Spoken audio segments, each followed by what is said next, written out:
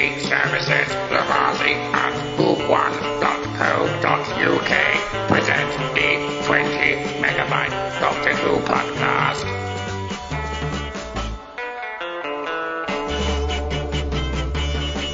Hello and welcome to the 20 Megabyte Doctor Who podcast, episode 466. I'm Adam, and I'm deliberately doing lots of proverbs and stuff all mixed up and everything, and it's really irritating. And I hope it doesn't last for too much longer. And here's Kirby Bartlett-Sloan. Just 3 small points. Where am I? Who am I? And who are you? That wasn't one of them. Well done. Ian Bissett. Go on, run. The area's full of traps as well, you know. Mary Lang. You are completely different. And Hobbit Rains. What? Oh, you're doing spoons? Yeah. Very tuneful. Master? Yes. Dog? Yes. Master? Yes. See, none of us used any of the reversed proverbs. Yes. Or the malapropisms. Yeah. Which is the most annoying thing about the whole thing. But I'm just. Aren't you proud of us? If I had gone last, though, I had a different one. Just because I thought mine would get used. I was actually going to use a specific one, but I forgot it, so that's why. And when we're done, I'm going to post a list of all of them. Oh, please do. It's just the opening line in the story. Forget Kirby, the girl. you really have got far too much time on your hands. Right then, on the live feed, we've got Lillian Robbins saying hi. We've got Laurie Nick saying Halo. I know. It's glinting off the top of my head. Doctor Who Halo. Yeah. Robert Haynes says low. She said hi, so I said low. Oh, hang on, I'll just go up a bit. Oh, I can't get it up anymore. Terry Marr says hello, everybody. And we're going to start. She said. Time of the Rani, the 7th Doctor era begins forthwith, and of course the 7th Doctor himself, Matthew Kressel, couldn't be bothered to be on the show. Debbie Melrose is a bit poorly. Lillian Robbins says, ha ha, Robert. So, the episode, excuse me, I'll drink down a cup of tea too quick. The episode begins with a rather crap, to be fair, sort of graphic of the TARDIS being sort of bashed and battered. Models. Pardon? Stick to models. They were proud of that little piece of computer graphics. I thought it was actually, for the time, I thought it was. Yeah, well, bear in mind good. what they did. Now it's a bit pants. But... No, but bear in mind what they did with the Trial of a Time Lord bits, which looked really superb. I thought it was quite crap. Yeah, but the Trial of Time Lord bits were models. That's what I'm saying. They should have used the model. Thank you, Robert. Well done. Anyway, right. So then we cut to an interior shot of the TARDIS. The bell's back. Rather fab, doesn't it? What? Saying the bell's back. Yeah, you just got one. Front and sides too. And of course, there's a bit of effects with the wobbly cameras and stuff like that, and the exercise bike falling over, and Mel lying on the floor, and the Doctor sort of just round the corner, slightly out of shot, but still wearing his traditional costume. What do we think of that scene, though? What do I think of it? Yeah. I quite liked it. I thought it was quite exciting when I watched it when it first was aired. The Doctor falling off the exercise bike caused him to Is that regenerate. what he was doing? He was on the exercise bike? That's what's implied. Okay. Well, no, just the exercise bike is there. It falls apart. I hit my head on the console, thank you very much. Okay. Well, the Doctor hit his head on the console, not regenerated before. Yes. There is an Easter egg where they do the regeneration using Colin's face. Yeah, it looks a lot better. I like that. I was surprised. There's like two. Who said it? there are 2 Easter eggs on the. 3. There's 3. 3? Yes. I haven't got my 2 on the first menu screen and 1 on the next. Right, you carry on bickering while I get my priority jingles folder open. Didn't know that, Mr. Kirby. Am I going to have to go back to the first screen? What, now? Yes. Why does it need to be done now? Why not? No, there's none. None show up on the play all episode selection screen. Oh dear, maybe it's because they denied Americans the extra. Yeah, that's. If I go to. Yeah, let's see what else I have. if it's no, because if it's just a Most an of them Easter are egg, on normally special. those.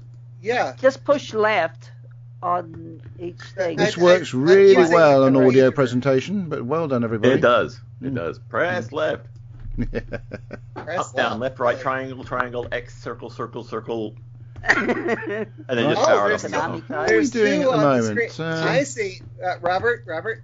There's two Yeah. on the second special features screen. Yeah, it must be the first one. There's one then. We've done really well. We've got nearly so 9 let's minutes into see. the podcast, and Okay. 27 seconds into the episode we're trying to review. There's the one where Found it? Sylvester is saying that he should have been James Bond. Yeah. And, Mary, share do with you take different sugar in your dogs, tea? don't and Mary's there's fallen the- asleep, and quite rightly so. they? And milk. Yeah, I don't blame her. That's And why I thought I'd make her a the cup other of tea. one on the second screen is Eyesore. Oh, okay. What's this one? Do they do this Okay, I often? did not see Adam? that. Is it something that they do a lot, the two of them? I mean, do they just go into this huddle like this and Where's the Star Trek Ow, I just music? hit my elbow. That was Kirby's fault.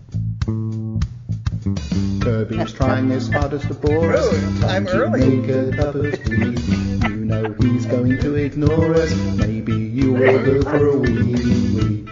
Actually, went for a wee just before Okay, the show. I have shut up, sir. Not the way he I'm announces out. that he's shut up by Yeah, actually just for not being shut up. That's fantastic. Comedy at its best. What have we got coming here? Laurie Nick said the tea is delicious, and then white tea dear Thai. I think that says Thai. Thank you. Thank Yes. you. And Terry Miles, the kettle's on. Right then, here we go. So back to the episode. Oh God, now my things jammed up because it lost the will to live. So the Rani walks in, goes, "Leave the girl. There's the man I want." She's very vivacious, isn't she?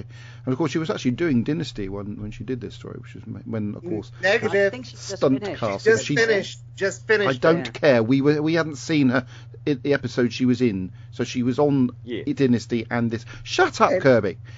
and then the- You're also, wrong, Kirby. Master? Yeah. Master, Oh, the other no. thing is that when she's interviewed on the disc, she calls it Dynasty. Yeah. Well, because it's in America, and that's they. Well, can't- I call it Dynasty, but that's Well, a lot of Americans can't pronounce certain words correctly. We used to call it Dynasty. I think you should just move to England, where you think you'd be happier. It's good. Mary's trying to get rid of you. Laurie Nick says, "This is like every long line at a Doctor Who convention. I'm always standing behind these two type fans." Yes, well said. And Terry then says, Boys. "Do you want another cup of tea, Adam Pearson?" Well, I finished this one. It was a very big cup, and I think my bladder won't be able to take it. Yeah, so the Doctor regenerates. Let's cut it down I'm short. still The working Doctor- on my coffee from this morning. That's as far as we got? Dang. Right, yes, as far as we got. We now got to the title sequence. Not which even is- on Lacursha yet. Which is it's reminiscent of a game called Asteroids, which was actually made about 20 years before this story. The theme Same music computer is graphics. the theme music is terrible again. No, Yeah, it's I terrible. like Yeah, this I theme reckon. music. Terrible I did. theme music. I like this theme music. I like this title sequence. So obviously it was not too Have bad, you- to be fair. I don't like the wink. I think we could have done that without the pathetic wink. That was a bit silly. Have you ever And seen poor those? Sylvester. It was Sylvester. I said Yeah, poor that's- Oh, Sylvester. poor Sylvester. I beg your pardon. Because when they put the whole new title sequence together, they basically asked for, shots of his face. Yeah. Yeah. They painted his face silver. Yeah. They said we've done that in post. And poor Sylvester wouldn't have had to have painted himself silver. Yeah, it was a Tell 'em that now. miscommunication. It was a miscommunication between the computer graphics peoples. So then we Thank you arrive. for adding that at the end there, Kirby. We arrive at a rather grand sort of what should you call it, quarry, I suppose. And I was very impressed. Master, Oh Jesus Christ! that miniature is really, really good. Yes, it is. I was just about to say that.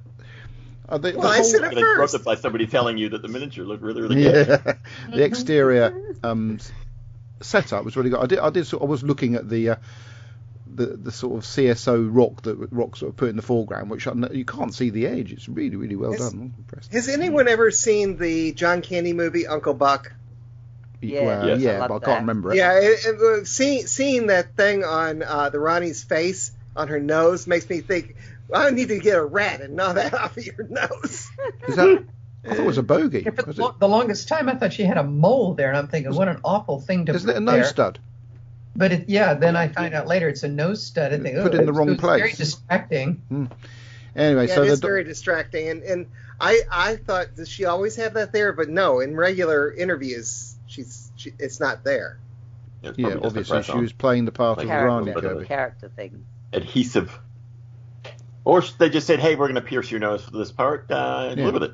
Yeah, It exactly. is the BBC. They can do what they want. So the Rani has nicked a few scientists and she's bunging them into little cubicles. And we've got a couple of incursions. One of them's called San. I don't know why I remember her name because she didn't last very long.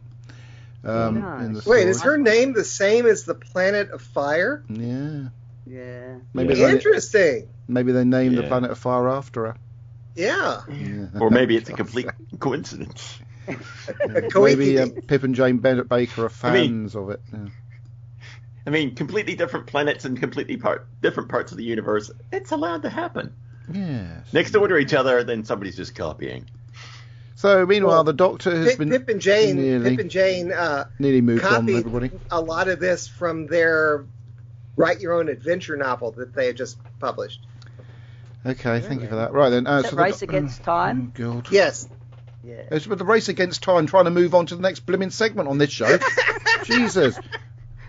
Right, so the Doctor is sprawled out rather stupidly on a diamond-shaped table. Well, it's a square table, but and then of course we have to do some comedy sequence of him waking up. It's very well acted, to be fair, but the unusual thing, of course, that he's not got any regeneration sort of silliness. It's just the Seventh Doctor. Almost right away, slightly more hyper. No, it's not regeneration silliness. This is definitely regeneration. I didn't get that. I get that Because he tones it down later, doesn't he? Yeah, So- the Very malaprops much so. disappear. He's not and- like this. From No, this point on. I thought he was fine. I thought he was fine, but what he settled into the Doctor quite quickly. His Doctor. The only part, obviously, when she drugged him to forget stuff, because she wanted to pretend to be Mel.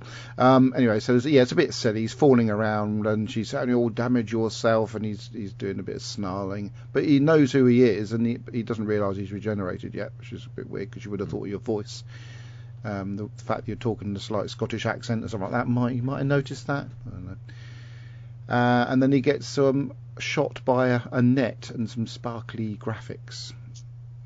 Which I thought was quite effective, actually. Yeah, not too bad at all. Yeah. Yes. I Interesting. mean, it's a unique kind of a weapon. Normally, it's just like, oh, it's this laser gun, it's that laser gun. This one's shaped this way. This one we don't know how to hold. Yeah, absolutely.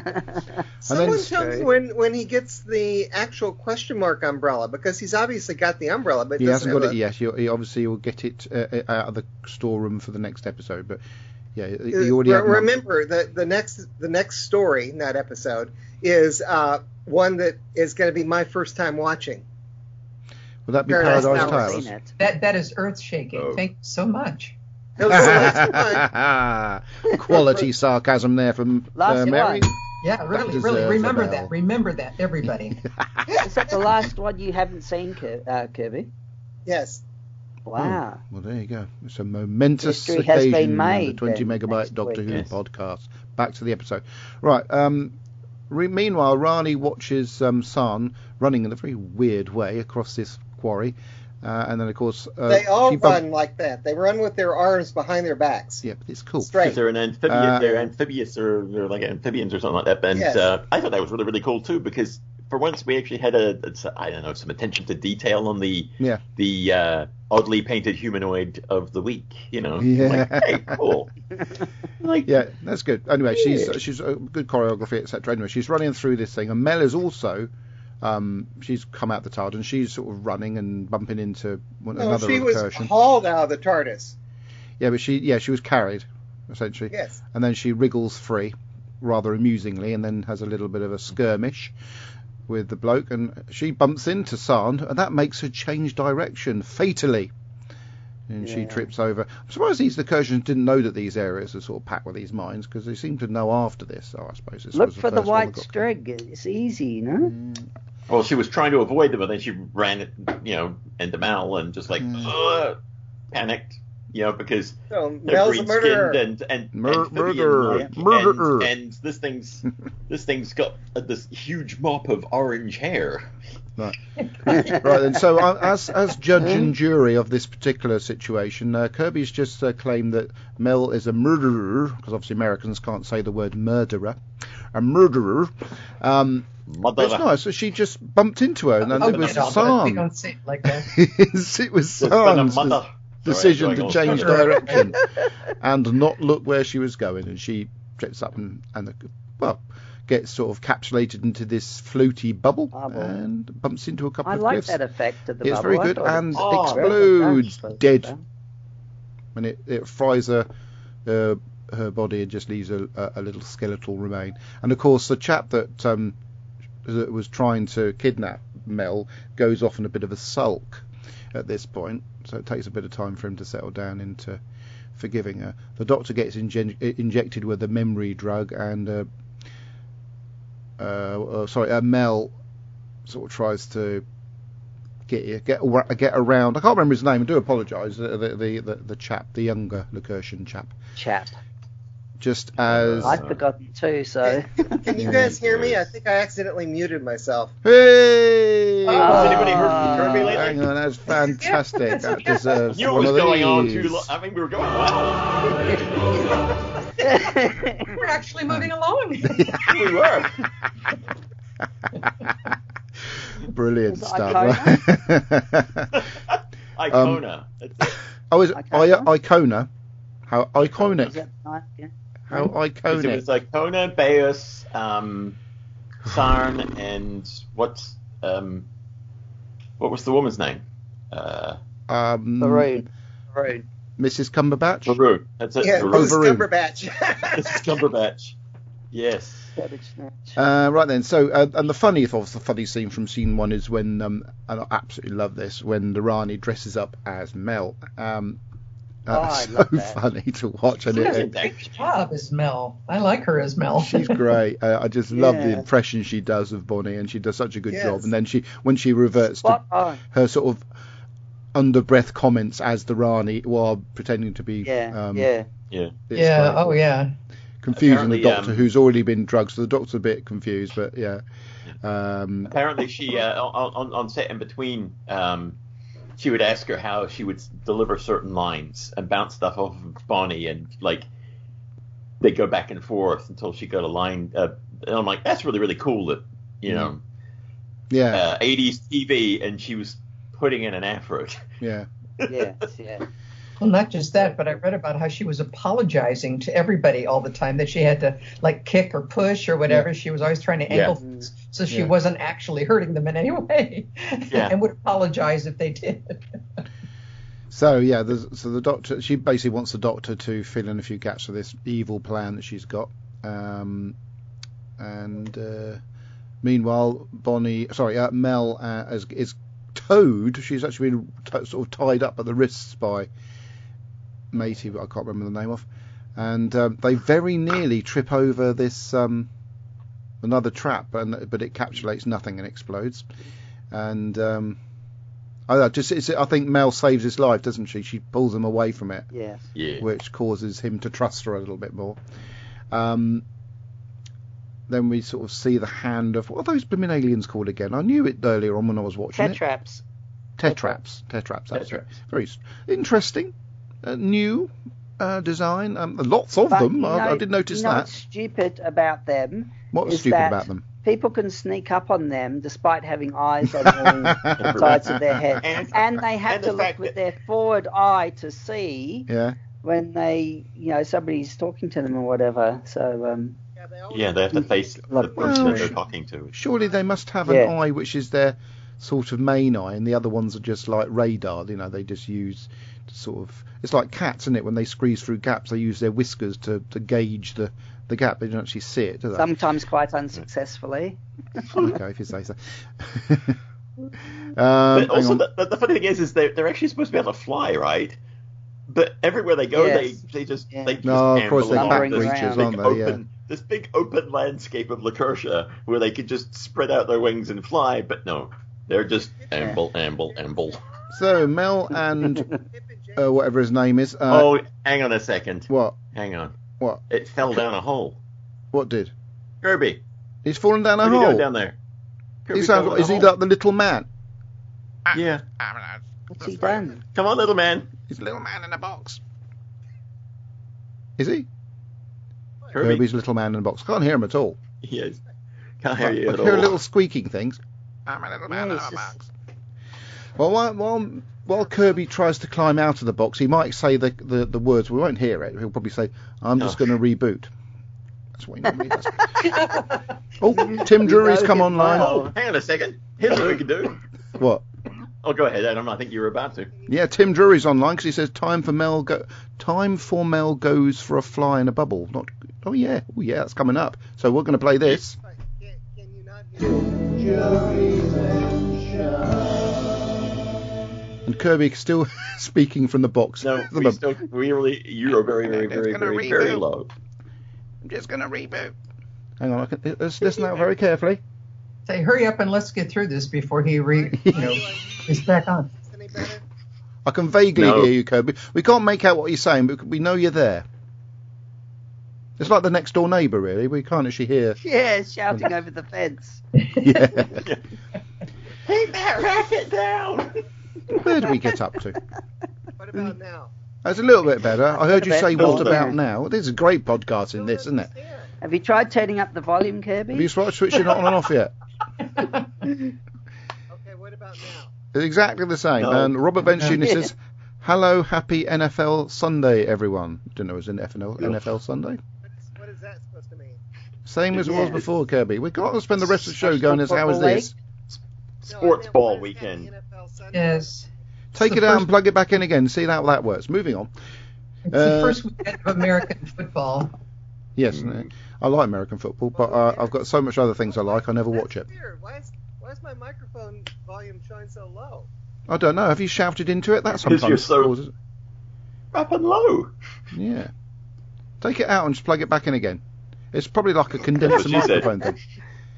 So then we meet the Go to the store and buy tetraps a in new their one. little. What is that gooey stuff that's running down in between the steps? It looks like blood. Is it blood? Yeah, it's supposed to be blood. Ooh, the blood of what? Warm, steamy blood. Recursions, probably. Oh, Testing, Lucursion's testing. blood. Yeah, I just. That's a bit better, Kirby. Testing. They're getting the blood. That's a bit better, Is that Kirby. If I better? remember rightly. Yes, and it I is. think Hey, everybody. I think We I can hear watched- Kirby a bit better now. Oh, that's a shame. Yes, Um, I did what you requested. I unplugged Turn the and volume replugged. up. Yeah, I know what I'm Oh, doing. You see, I've been perfect. podcasting for 10.5 years. I know what I'm doing.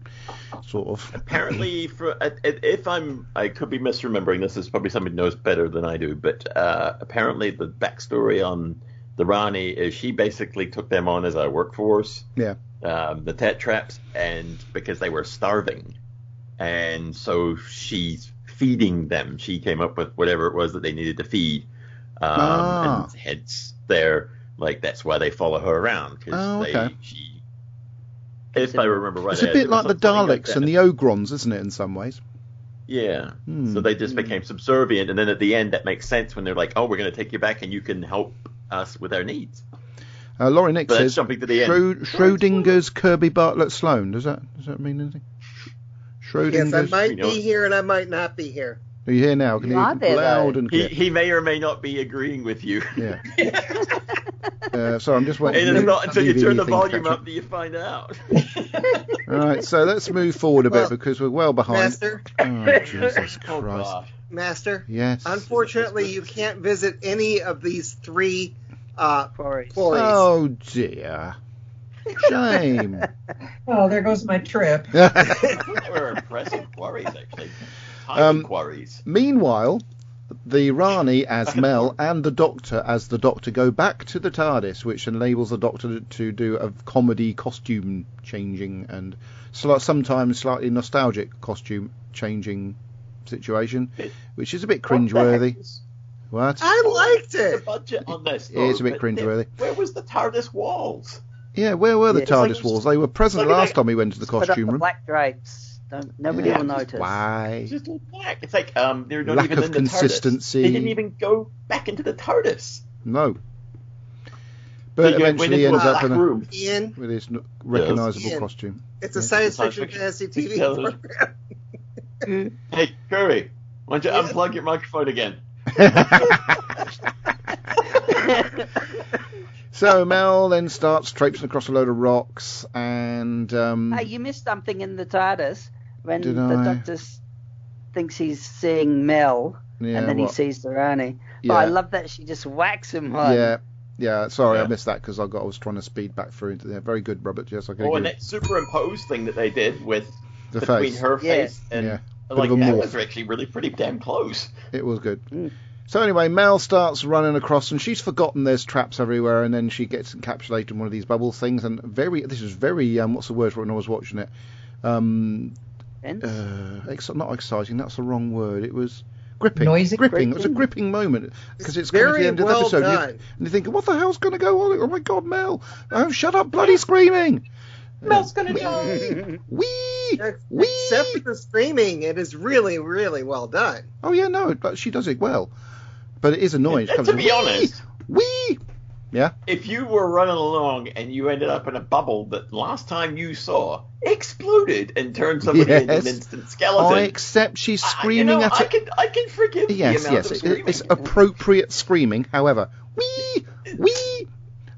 On occasion, it was appropriate. Anyway, but luckily for her, it lands in a puddle Yes. and doesn't explode. I like the effect on the Convenient. wow. And of course, she Aren't gets we rescued. lucky? She gets rescued by Matey, who knows how to defuse the explosive. And that's about that. And yeah, brilliant. Very, very good gripping scene that. And I do like these bubbles. They're pointless in some ways, but they're quite a clever bit of special effects. And Yeah, I they suppose did a it's lot the with- Rani. The Rani's with- got a weird mind, doesn't she? As we found in the Mark of the Rani, she's got a bit of a weird mind about how she wants to sort of not kill people, but well, it is kill people, isn't it? Torture Turning them. people into Torture trees and things like that. She's got a very strange mind, so it fits. She Anyway, does seem to like turning things into skeletons, though. she does. She's weird. But Yeah, it's like a couple of the ones it's in a this, really it's just like cool people- skeleton. Yes, it It's is a cool. And the skeleton. other thing is, though, what the Rani herself, whoever plays her, is a cool character, and it does make me wonder why they haven't sort of indulged. I find her a bit more sort of dynamic than the Master. The Master's just sort of he's very sort of He wants just to take hell over bent the on universe. revenge, and let's get the Doctor in a position where he's going to die, but we're not going to kill him. That's that sort of thing, you know. Whereas the Rani is a bit sort of manipulate. You know, not that bothered about whether they want. Yeah. Yeah. So I think I prefer the Rani as a sort of foe than Yeah. than Copyright the Pip Master. and Jane Baker. Pardon? Yeah. Copyright Pip and Jane Baker. Yeah, that's why we don't see her anymore. Indeed, yeah. Well, I wonder I what thought happened she now was with. pretty. I with thought she was their- pretty As I real said, instead yeah. of being faux. Was They there a have joke children? covered over there? I didn't quite catch. Laurie Nick said loud. I don't know what she means. Probably about Kirby. Anyway, so screaming. there's a scene in which, as they're sort of traipsing through the desert, a Tet traps. Desert? Well, all right, not desert. Quarry. Quarry, sorry. Yeah. Sort of attacks Mel and It makes is her go Doctor Who. squee, I don't know if squee, you can be forgiven squee. for getting it's a quarry. And she gets. It's not like we don't do this. We do quarries quite a lot. You're I don't right. think we've only Quarries. done one desert, right? I'm getting them confused Sorry. by you lot talking about stuff. It's put me off. Anyway, so she gets attacked by this Tet traps. The Doctor makes a gadget which would have looked quite at home in a 60s Doctor Who, to be fair, but so there you go. And Yeah. and the computer graphics are slightly better than they have been, but they're still rubbish. And oh yeah, and then we meet finally Mrs. Cumberbatch. A little bit too late in the story for my liking, because she should certainly have been in episode 1. And It's just her third story, wasn't it? Yes.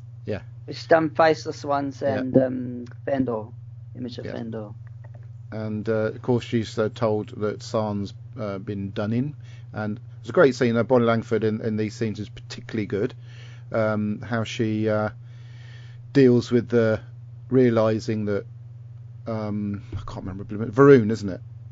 Is it Varun? Right. Yeah. Yeah. Yes. Obviously her loss and the way she sort of approaches her and apologises and stuff. It's very well done. The fact they acting all round in these things. I can't fault the actors in this story, to be fair. Even Sylvester, who is very, very dynamic and very much the star of the show. So as we move forward, Mel gets zapped. Oh no, sorry, it was actually the Rani as Mel gets zapped by a Tetrap's net, which is quite amusing. Yeah, by accident. Yeah, and then Mel, the actual Mel, comes in to see the Doctor. The Doctor thinks that the actual Mel is the actual Rani, and this scene is so well choreographed, and they must have had great fun doing it. They're sort of having a bit of a Sixth Doctor and Perry bicker, which is really, really good. Yeah, it's really good. I like that scene. That's sort of the initial. This is the actual introduction of the Seventh Doctor and Mel, and it's really good. The pulling of the hair and the way they sort of work their way through it, and then they realise that they are who they are. Of course, the poor Rani's sort of a bit bedraggled.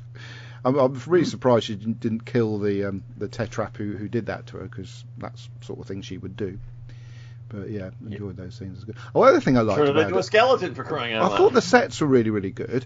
And we've lost the square things. We forgot to mention their last appearance in the last story, by the way. I thought I glossed over. They were in the last story. And just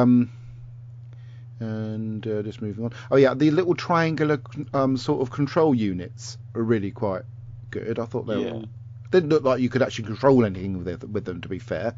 But I thought they were really cool, and where they bump heads together when they realise they are who they are and stuff. They did do a little bit overemphasis on the regeneration thing, where the Mel goes, "I know a bit about regeneration." Well, you would do. You've been with the Doctor for God knows how long.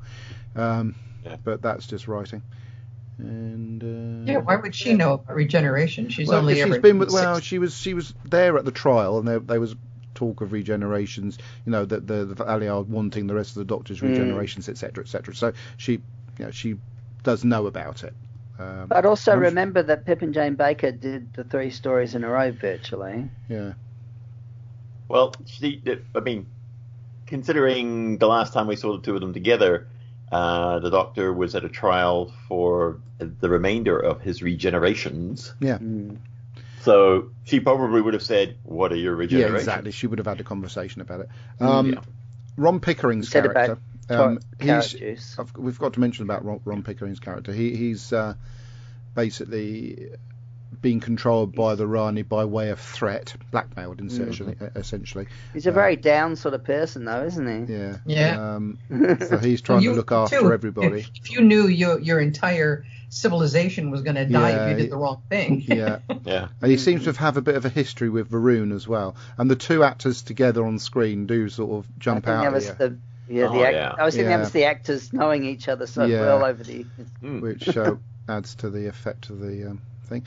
And I do love the Doctor's then sort of like manipulating or trying to manipulate the Rani by pretending he doesn't know who she is, because the Rani almost immediately realises the Doctor knows, and she does eventually one of those master reveals, don't you? And then of course he does the fourth Doctor thing of tying her up with a scarf, and tries to leg it, pushes her onto a table. It's very funny.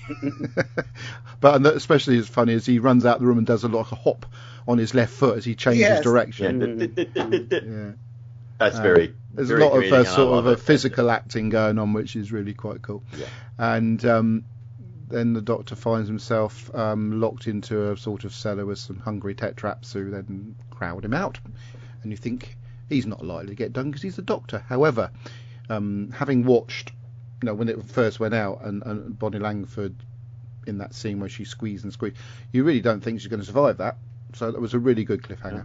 However, that cliffhanger wasn't.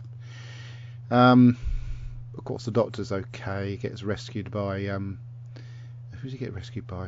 Is it Ron Pickering's character? I can't remember now. Yes, was it the young chap? I can't remember now. I said yes, I think so. Thank you. Who's nice of you to say yes, I think so. Kirby still around? He is still Has around. anyone heard from Kirby lately? Lillian Robbins says, Debbie, are you feeling okay? Is Debbie watching? I hope Debbie's feeling okay. Robert Vance Jr. says, Kate is good in this one. She's better paired to Colin than Sylvester. And Lillian says, there's triangles everywhere in Rani's lair. The device being worked on and the corners of the table with things stored outside. Isn't she in a TV series called Triangle? Like a sort of... with Michael Craig. That was called Triangle, wasn't it? Maybe that's why. Maybe it was a homage. Maybe that's why the triangles are there. Yeah. Lillian Robbins says, and her TARDIS. Yeah, she's obsessed with triangles. And then the seventh, and she says, sorry, this is Laurie, the Seventh Doctor has many Chaplin-esque moves. Yes, indeed he does. A very good point there. Nothing wrong with the Chaplin-esquism. I think that's a word. What? And then Bonnie Langford, who's a very good actress, by the way, is sort of probably relishing being able to do scenes with Wanda Ventham, and sort of course she's Bonnie herself by this stage is a sort of veteran theatre performer anyway, so she knew what she was doing. And there's some great scenes. Ron Pickering really acts his socks off in the whole thing. The facial expressions. So just where these costumes allow the actors to show their facial expressions as he's sort of dealing with, not liking the Rani, not liking the Tetraps, not knowing whether to trust the Doctor enough, but feeling the Doctor might be the only chance to save his people. So he sort of helps the Doctor, but not begrudgingly, but he said if something happens that endangers his people. Yeah, he doesn't want to jeopardize anything. So he's just being careful. Triangle was broadcast between January 1981 and July 1983. So yeah, they probably are referencing Triangle. I'll take this brief pause in the show because I don't know why it went quiet there for a minute, but if only we had somebody who could look up to see when that show Triangles was on and tell us all about it, would be great. Apparently we're not going to get that, so let's just push on. No, I'll tell you, we've had 9 years of Kirby sort of doing a great job of sort of making it seem like he knows it off the top of his head. So we'll stick with that angle. No, I hadn't made the connection at all before someone even pointed out that there were triangles all over the place. And Mary had the best one about the Rani's TARDIS being triangular, and I'm pressing a little triangular button to get it to play. That's weird, isn't it? So the Doctor and Ron Pickering's character, have a bit of a battle because he's trying to get his hands on a thing, and there's a brilliant bit where the Doctor he lies on the floor and stretches out with the umbrella to trip him up, and he goes flying down the steps. Now, he must be an oldish chap here. I think he played. There wasn't a stuntman there. It's quite well done, Yeah. Rani. He was known for physical comedy. Yeah. Oh, what, Ron Pickering or Sylvester McCoy? No, Sylvester. Yeah. Well, I was talking about Ron. Yeah. Oh. Yeah. We know Sylvester can throw himself around. Yeah, I think Pickering was a comic. Yeah. Oh, was he? No, I said I don't think he was. No, he was a seasoned thespian, but he did it. That was a great scene. I love the way they choreographed. Yeah, I worried about him when I saw him fall. Yeah. And then the Ranis had time to. Even as seasoned actors know how to do falls. I had to throw myself backwards on stage when we did Dracula. Backwards downstairs. I don't know. The Rani has took a time out to change into a normal costume and get her hair done. And her hair is much. There's a better do can for I her in mention this story. some strange twist of logic? No. Why would the Rani have Mel's outfit just happen to be standing by and a red wig? Robert? Yeah, Robert, you know the answer. You're the one that's Science always... fiction, fantasy TV You're show? going to remind me of it too. Well, how much time passed between when she got the Doctor out? What, for a hairdo, you mean? Yeah, at the very end of the story, there's like a whole lot of things that people suddenly know that would have taken a while to find out. Yeah, but we don't want to sort of just sit around waiting to find out how they found it out. We just have to accept they did. But there's the scene when the Rani marches into the room and finds Ron Pickering lying on the ground, and she's not very pleased with him at all. I just love the little sneaky kick she gives him when he's lying on the floor. Yeah. Which is very She had funny. to apologise. It reminded me of to Fawlty the Towers when Basil gives Manuel a sneaky kick when he's on the floor. Yeah. So meanwhile, there's Wax lots on of this scene. I'm going to play this scene because it was really irritating. Unnecessary squealing. Here we go.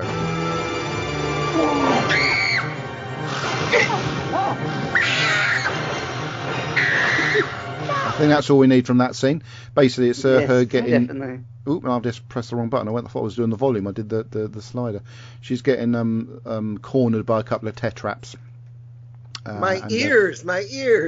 Yeah. And the funny thing is, one of her squealing sessions, she loses her voice a little bit. She goes all like gruff when she says the next lines. Well, in the extras when they're interviewing her, she does sound very hoarse. Is that a joke? Is that a horse-related joke, or I'm sorry. No, she does sound hoarse, as in croaky. Okay. Hang on, just. Oh, then one of the tetraps gets caught in one of the bomb bubbles. Just so we can see the special effect again. I never get bored of this special effect. I think it's really good. So I'm excited. Especially when they explode. Yeah, it goes up and explodes on the cliff. A couple of them sort of bounce off cliffs and then they explode. This one didn't. It went straight into it. I'm a little disappointed though because we didn't get to see a skeleton. Yeah, didn't get to see a skeleton of the tetrap. The skeleton was over in the rec center. I just want a bit of a shout out while I remember, because I'm just looking at the next scene.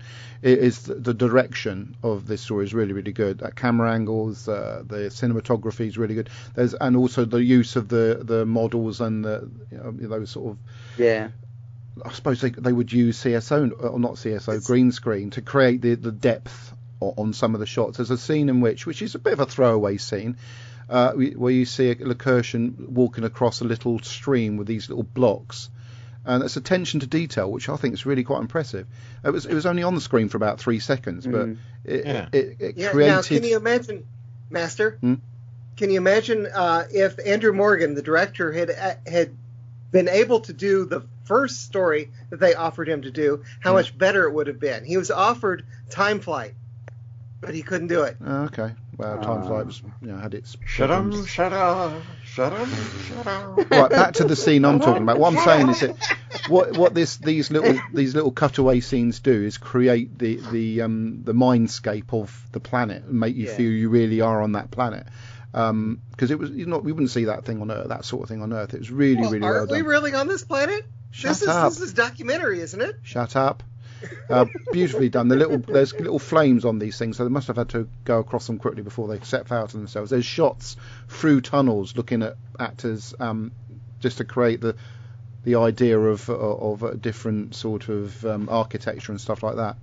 Really, really well done. And it's sort of so after watching all these stories, you get a feel for the effort that's gone into the design and stuff like that. You can see also the sort of the cheapness of some of the scenery, but the still effort's gone into it. But that's the thing is and it's great now because we get to see these DVDs and Blu-rays and Blu-rays. Some of us have seen the Blu-ray. We'll have to get a jingle for the Blu-ray mention. And you realize that the immense pressure that these people were under. I mean, they obviously loved their jobs, but they were given a certain amount of money and had to just make it work. And on some episodes, you can see where the budget went, and then you can see a la what is with Colin Baker time lash. They just had no money. There was no money to be had. They asked for it. Let's get the Christmas decorations out and hang them over. I still think time lash exactly. is good. So it's do what you can with what you have, and I think we're really kind of lucky that we had those kind of people because here we are sitting around talking about it. Well, I'll tell you what. I mean, when this story went out, although obviously it wasn't sort of greeted particularly well, I felt very lucky that Doctor Who was on the telly, so I was quite pleased to be sat down watching it because I was a massive Doctor Who fan at the time and really excited for new Doctor Who. As I always am, to be fair. Even if it's rubbish, I'm really excited for new Who. Anyway, the next scene is. You've got the weird thing is to think that Next Generation was being broadcast at the same time that these were. Yeah, but this is still quite good. They're not. Obviously, Next Gen can afford to do special spaceship graphics and more money. Thing. So, but you take that away, and you've got the sets on this. That they've created something that wouldn't be out of place on Next Gen. A lot of the stuff that they shot here, that the and you got to realise also they were shooting, videotape, not film. Yeah, whereas, right. Yeah. But anyway, Which back looks to the a lot story. The different. Doctor is introduced to the Lacurtian unit, I'll call it. It's a little, looks like a sort of leisure centre, which in fact it probably was. Right.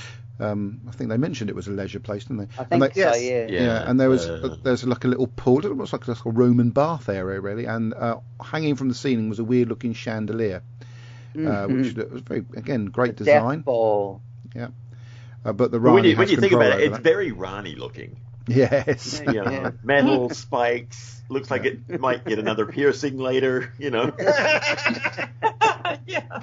So this enables the Rani to. This is the only disappointing thing about this whole special effect thing is the stupid green dots that are Bees. supposed to be the bees. Yes. Yeah, but Ridiculous. But no, it is what it is, as they say on Love Island. Yeah. And the effect was they had to leg it and get out of there, and yeah, that was quite a good scene to certainly. Of course, Mel has been petrified by her meeting with the Tetraps, and so she's been left hanging with the Tetraps in the Tetraps cave, and then they're trying to get they're trying to get out of the Doctor. They're using Mel as a sort of bribe to get something out of the Doctor. Of course, It's they use. some No, they sort of want gadget, him I don't to his remember. brain power. to Oh, work that's out right. Yeah, the because the Rani strange can matter. get the final ingredient for a big plan. And of course, what actually happens is that they use a hologram to fool the Doctor into handing over what it is, and the Doctor's really cross with himself. it was basically it was a part of the machinery. He took a component out of it and stole it. It was a MacGuffin. A MacGuffin, eh? Yeah. Yes. Anyway, so Mel then gets carried out of the. What the hell was that? Yeah. I leave my nose, excuse me. Well, you could have used. You could have muted. Yourself. Yeah, the trouble is when you get a spontaneous sneeze and you're trying to find the mute button, you could end up everything covered in snot. So it's probably just best to let it go. Yuck. Anyway, so Mel wakes up and she's sort of looked after a little bit by Uncle Ron, who gives her a bit of a cuddle. I like how she can stiffen herself up when being carried. That's the dancer part. That's because she's got all the muscles for that. She's a dancer. Yep. And she's tiny, so she doesn't weigh much. You know, they can carry her stiff. Yeah. Oh yeah, so we forgot to mention there's an asteroid, isn't there, that's heading for Lacurtia. Strange matter, yeah. Yeah, strange matter thing. Which obviously, strange matter reminds me of dark matter, so there must have been some sort of influence from. Which was the original story? Stephen Hawking. The original title for this story was supposed to be Strange Matter. I like that title better than Time in the Rani. So do I. Yeah, because then the Rani showing up, even in the first scene, would have been oh my God, it's the Rani, you know. Yeah. But I think the BBC wanted to make a point of the fact that Kate O'Mara was in it because obviously she was a big star with Dynasty to Steve. Splashed all over the magazines and Radio Times and all that stuff, so people knew. Yeah. Exactly. Robert Vance Jr. says, I was waiting for Sylvester to pull birds out of his pants like when he toured with Monty Python. Or ferrets. Right, so let's move forward a little bit. The Doctor. Ferrets. Sorry. Ferrets. The Doctor gets caught and gets bundled into one of the cubicles. So it enables Rani to put a set of earphones, Kirby. A set of earphones on him. It's not the ones that they use all the time in Tom Baker's era. Now, the thing that got me about this the thing that got me about this particular sequence was how does he keep his hat on his lap? Well, why not? He's got quiet. Holding it there because he's got his hands down. Now it's a science fiction TV show. Fantasy TV program. He's got his hat. The hat is miraculously staying that's put. The thing that bothered you about this story. No. But it was just how the hell is that hat staying there? I wonder what he's got. Things to make sense. What is it hooked on? I noticed that. So it's unusual. Jane. Laurie Nick says, forgive you for the O. I suppose that means a wide eye thing. This was just curious. If you look at the scene, I think forever now you see that scene and that hat hanging there. You think, how on earth did that hang there? And then Laurie Nick says, he. So, Mel does a bit of wandering around and comes into the brain of Morbius. Sorry, a brain that's throbbing away, and he can hear the voices of all brain. huge brain. The voices of the scientists waffling. She gets caught by the Rani, and the Doctor then is sort of, he's out of it for a bit now. Ian, yes. I'll let you tell them what some of the veins are made of. Go on then, Ian, enthrall us. I'm not What going to are be they made trapped. of? What? He's not going to be No, trapped Kirby, into no. you. No, They're I'm not walking into this. He just said that because he wanted to say it himself, really. That's what it is. Laurie Nick says he is very talented. He's talking about Sylvester McCoy's ability to hang a hat in an inappropriate place. So, yeah, then that's basically the end of the episode. There's basically the Rani's going... Sorry, that was a brilliant joke, Kirby, and nobody caught it. Yeah. Oh, it's getting warm in here now. What's the temperature? 25.3. Oh, he said, I thought she was talking about me when Laurie said he is very talented. No, I presume she's talking about Sylvester and his yeah, talented Kirby midriff. Thought he was well, he said, she was talking about me. That's why I congratulated him on a fantastic joke. This enables me to whiz through episode 4 a little bit. So episode 4 contains lots of tetraps sort of wandering around, lots of them. There's a lot of tetraps. I'm quite surprised how many there are. Well, no, Yeah, a lot of costuming there. Master. Yes. They digitally copied certain sections of them, or Either way, it's probably optically. They did a very good job. It's like they did all the Time Lords in the Panopticon way back when with Tom Baker. Yeah, what I'm saying it's very well done. Terry Miles says, is that the same brain controlling the Ood? Could be. Or maybe not. Everyone's gone quiet. Yeah, perhaps this. Went on to bigger and brighter things. So all hell breaks loose basically in episode 4 because everybody's running around. The Rani's really pleased because her plan's coming to foot until she gets bundled into one of the little cubicles to allow the Doctor And did to you be notice, rescued by Mel. that she kind of helps herself into there instead Oh, of... stop it, Robert. Yes, I did, but that's not what was meant to be seen. Stop it. Just like Bonnie helps people pick her up when she ever Mm, Yeah. yeah, I'll stiffen up for you. The Lacurtians all sort of... That's what she said. The Lacurtians all sort of rally together. There's a little bit of a battle between the Tetraps and the Lacurtians, and there's a great bit of special effect as one of the Lacurtians is blown up by a wristband by sort of the pool, and this in your front of your eyes turns into a skeleton. That was really cleverly done. Cool. Yeah. Like that. And then when they go back later, when the Doctor goes back later, all of the other Lacurtians are still standing in exactly the same positions. Oh, stop like they got it, frozen. Kirby! Stop Why ruining didn't it. they film the scene at the same time? But the skeleton is gone. Well, maybe it evaporates. Stop being horrible.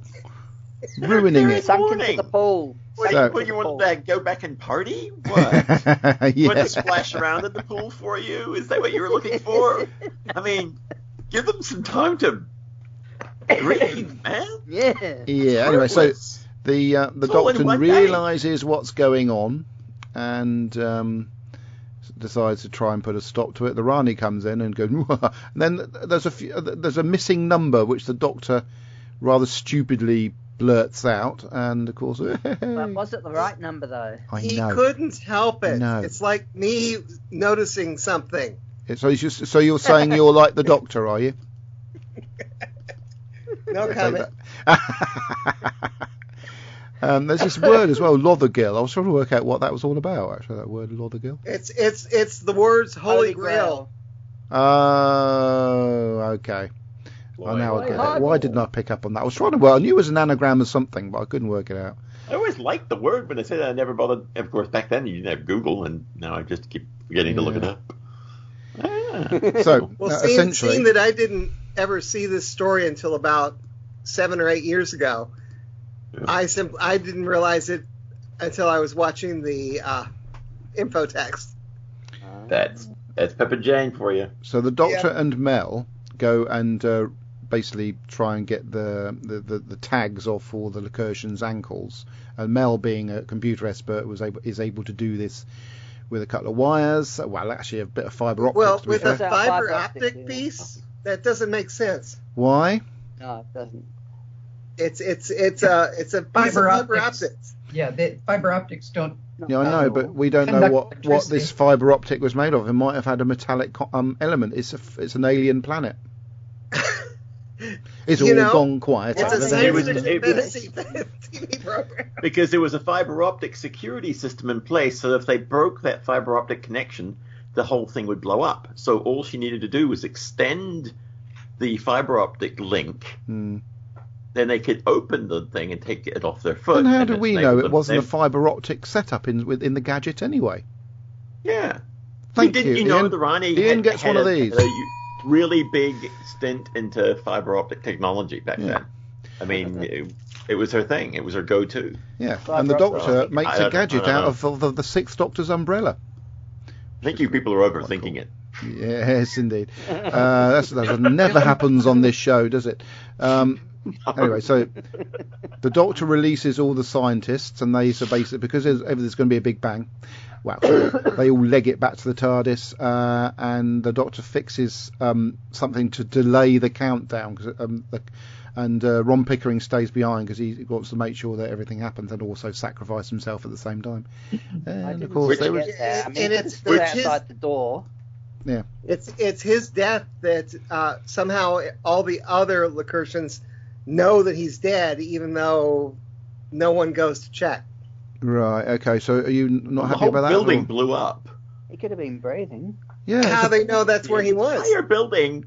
Well, he wasn't with them, so would they not assume he was in there? Center. It was in the leisure centre, yeah. Where he works, He was in with the brain with the explosives. Okay. Yes. Everybody knew that. Mel uses the little net gun, and she's never seen it. Well, it looks fairly simple to me. Aim it up in the air and hope it hits its target. It doesn't look very complicated. Tetraps can use it. Yeah. Tetraps can use it. Yes.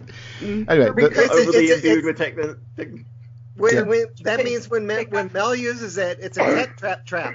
Hey, well done, Kirby. That's worth one. There you go, Kirby. That's how it's done. Thank you. Did you nominate yourself to be the one to pick out all these tiny little insignificant things? Kirby, can I just say, you're being really mean. Mean to the point of when we look back at the reviews of previous stories, which have had things you really could have been mean about and weren't. This is probably meanness to a degree that not necessary on this occasion, but you're welcome to say them, even if it's wrong. Anyway, the missile is launched towards the asteroid, of course, because this delay on the countdown means it's going to miss its target. So that's really good. And the Rani escapes rather crossly because her evil plan has not come to fruition. And that's the end. The Doctor takes all the scientists back to home and says goodbye to Wanda Ventham. And the Rani, I don't know how she ends up hanging upside down. This assumes that the Doctor knows how to exactly direct the TARDIS to take each one of those people. Of course she would know that. She has travelled with the Doctor for a bit. They've done some stories on Big Finish. Anyway, and perhaps he runs across Bill and Ted, and Bill and Ted take them back. Maybe so. But Kirby, you can tell me something. I'll let you tell me something, right? The Rani escapes in her TARDIS, but the next shot of her is hanging upside down with the Ted. She didn't escape. No, she didn't. Is that inside her TARDIS? Upside down in her TARDIS. Oh, it's her TARDIS. Oh, thank you. That explains that. That's confused me. Yeah, that's the inside of her TARDIS now. That's where she goes and cuts the material earlier. Oh, okay. Kirby. Yes. Are you going to tell us why she wasn't hanging upside down? Oh, because when they did film it that way, but they left. Her face got so red and puffy that she was got her best. Well, couldn't they have filmed her the right way up and just had her hair sticking upwards and then reversed it upside down that way? Well, I hope people liked the picture that I posted on Facebook. Yes, we did. What if we didn't? Is there a problem? I showed that scene. I also showed Witchy Poo with one of her bats. Hooray. Right then. So what we got coming through here? We got Lillian Robbins says, "You guys are funny." Thank you. Well, of course we are. And Terry Mars says the Tetraps crept in there. Way into the TARDIS. Yeah. It is. Time and the Rani. Now, allow me to start the proceedings, talking about Time of the Rani. Now, really, really sort of not surprised at myself for actually enjoying this. Again, it's looking at things in more of just the perspective of the story itself, which itself wasn't too bad. Getting past the annoyances of Mel screaming, which she's been told to do, obviously, like we've elaborated on the past. We've got some great actors in this. The costumes aren't too bad. Even the tetraps aren't that bad, to be fair. They're a bit silly, but they're good. There's been sillier blooming monsters in Doctor Who, but should have been really good. They're not. It's mandrels. nowhere near as bad as I remember it. Again, you get tainted by other people's opinions on stories. Yeah. It's not the best, but it's okay. I was actually watching it, not thinking, oh God, I really, really have to watch this story. I was sitting there watching it and quite enjoying it and appreciating the production on it and the acting of especially Sylvester McCoy, who I haven't really appreciated before. As I've always said, he's my least favourite Doctor, but it sort of gave me a happy giggle this time rather than annoyed. Oh, for God's sake! It was all very, very well done, and I feel a little bit guilty about dissing this story because it's really not as bad as it's been. But especially watching everything in order. I still miss Colin. I don't think they should have got rid of him, but the Doctor Who team are trying to keep the series going, and I don't think this really detriments that to that great degree. I can understand why people were up in arms because they didn't want to see Colin Baker go. They didn't like certain aspects of this story, but I think they tried really hard. They made it look like an alien planet. The story was quite good fun, fairly predictable in some ways, but it was a good fun story. All in all, nowhere near as bad as people make it out to be. What do you think, Robert? One thing I've been reading, Toby Haydock and Rob Shearman's Running Through Corridors. Yes. Where they do a marathon similar to what you've been going through. Yeah. And one thing they said the same thing, is they appreciate things more in the context rather than what you used to do is take a story, review it, and it'd be like, pick one random here and there. Yeah. But when you go through and see it in context, you get a better appreciation, I think. Exactly. Now, I wish they had come out with the third volume. The third volume? Same, yeah. Oh. Of the Running Through Corridors. Running Through Corridors. Running through corridors. Just like a plaster on in there, kind of miss the area I want to stick it on. Corridors. Sorry, Robert, carry on. But one thing that did bug me was the lair of the tetraps, because it was shot on video, and I know that Mike Tucker said they wanted to shoot that on film, so they would have given more weight to the model tetraps that were hanging, I suppose. I'm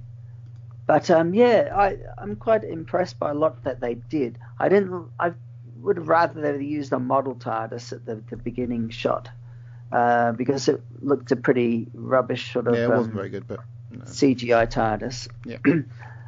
But they did what they could at the time, and some nice actors that they got doing the scenes. Yeah. I did hate Mel's outfit, but mind you, this is the outfit that when I think of Mel, I think of this outfit. It was very 80s, and it was very funny. consistent. Yeah.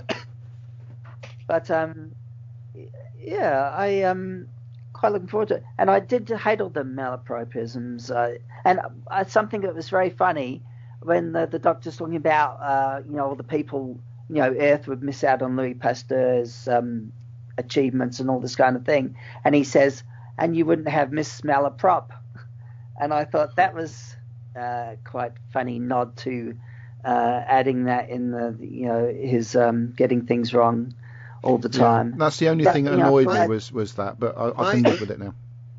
My hypothesis is that the doctor was doing the malapropisms deliberately, and that's why he said that at the end. Okay. Mm-hmm. But I just took all his mucking around and all that from the start as just being part of his regeneration thing. Maybe so. Because, as you know, they did tone things down in subsequent stories. Okay. So, I quite enjoyed it too. It is refreshing seeing something in context rather than, just taking out a story and looking dipping at it into thinking, it. Yeah, so it's interesting. But yeah, I wish Colin had been part of it. It would have been, it would have been nice to have sent him off properly. But, yeah, absolutely. Thank you, Robert. Kirby, what did you think? I actually like this story. Uh-oh. I've got some issues with it, but it's a nice average Doctor Who story. It is. It's fun to watch.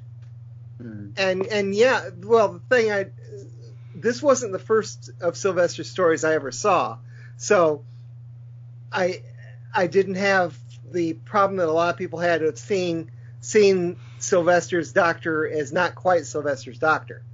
It was Delta and the Bannerman was the first one I saw, and I immediately liked the Seventh Doctor with Delta and the Bannerman, as we will find out when we get there. Well, again, it'd be interesting, Kirby, because you dipped into Delta and the Bannerman. We haven't watched it in order to see if your opinion on that changes. I watched Delta and the Bannerman quite a bit, and you and I have both agreed that it's really good. Yeah, I love it. Yeah, I love it too. Delta and the Bannerman's one that I'll pick out and I'll watch for fun. It's great. How about if we talk about this one? Yeah, we'll talk about this one, Mary. I agree with that. Nice one, Mary. Mary. Of course, the first of the Rani stories is better. Yeah. But this one, to quote Ben, it's okay. Okay. Is that it? Yes. Thank you. What do you think of it, Ian?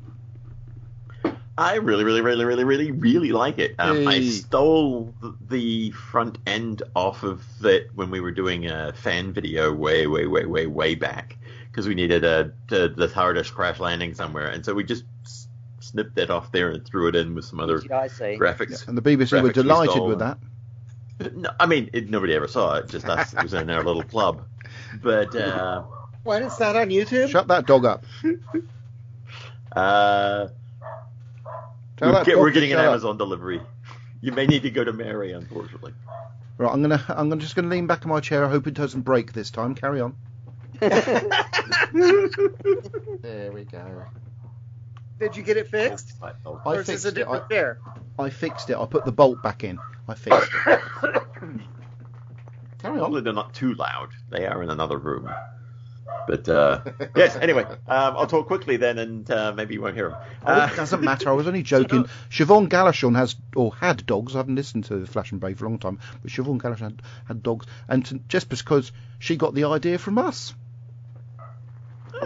Carry on. Right. Anyway, dogs are welcome on this show. Poor puppies. It's okay. Amazon's gone now. Yeah, I really kind of like this story. It was this kind of huge leap forward, I think, for the show, as far as, like, we hadn't really had a big facelift of it.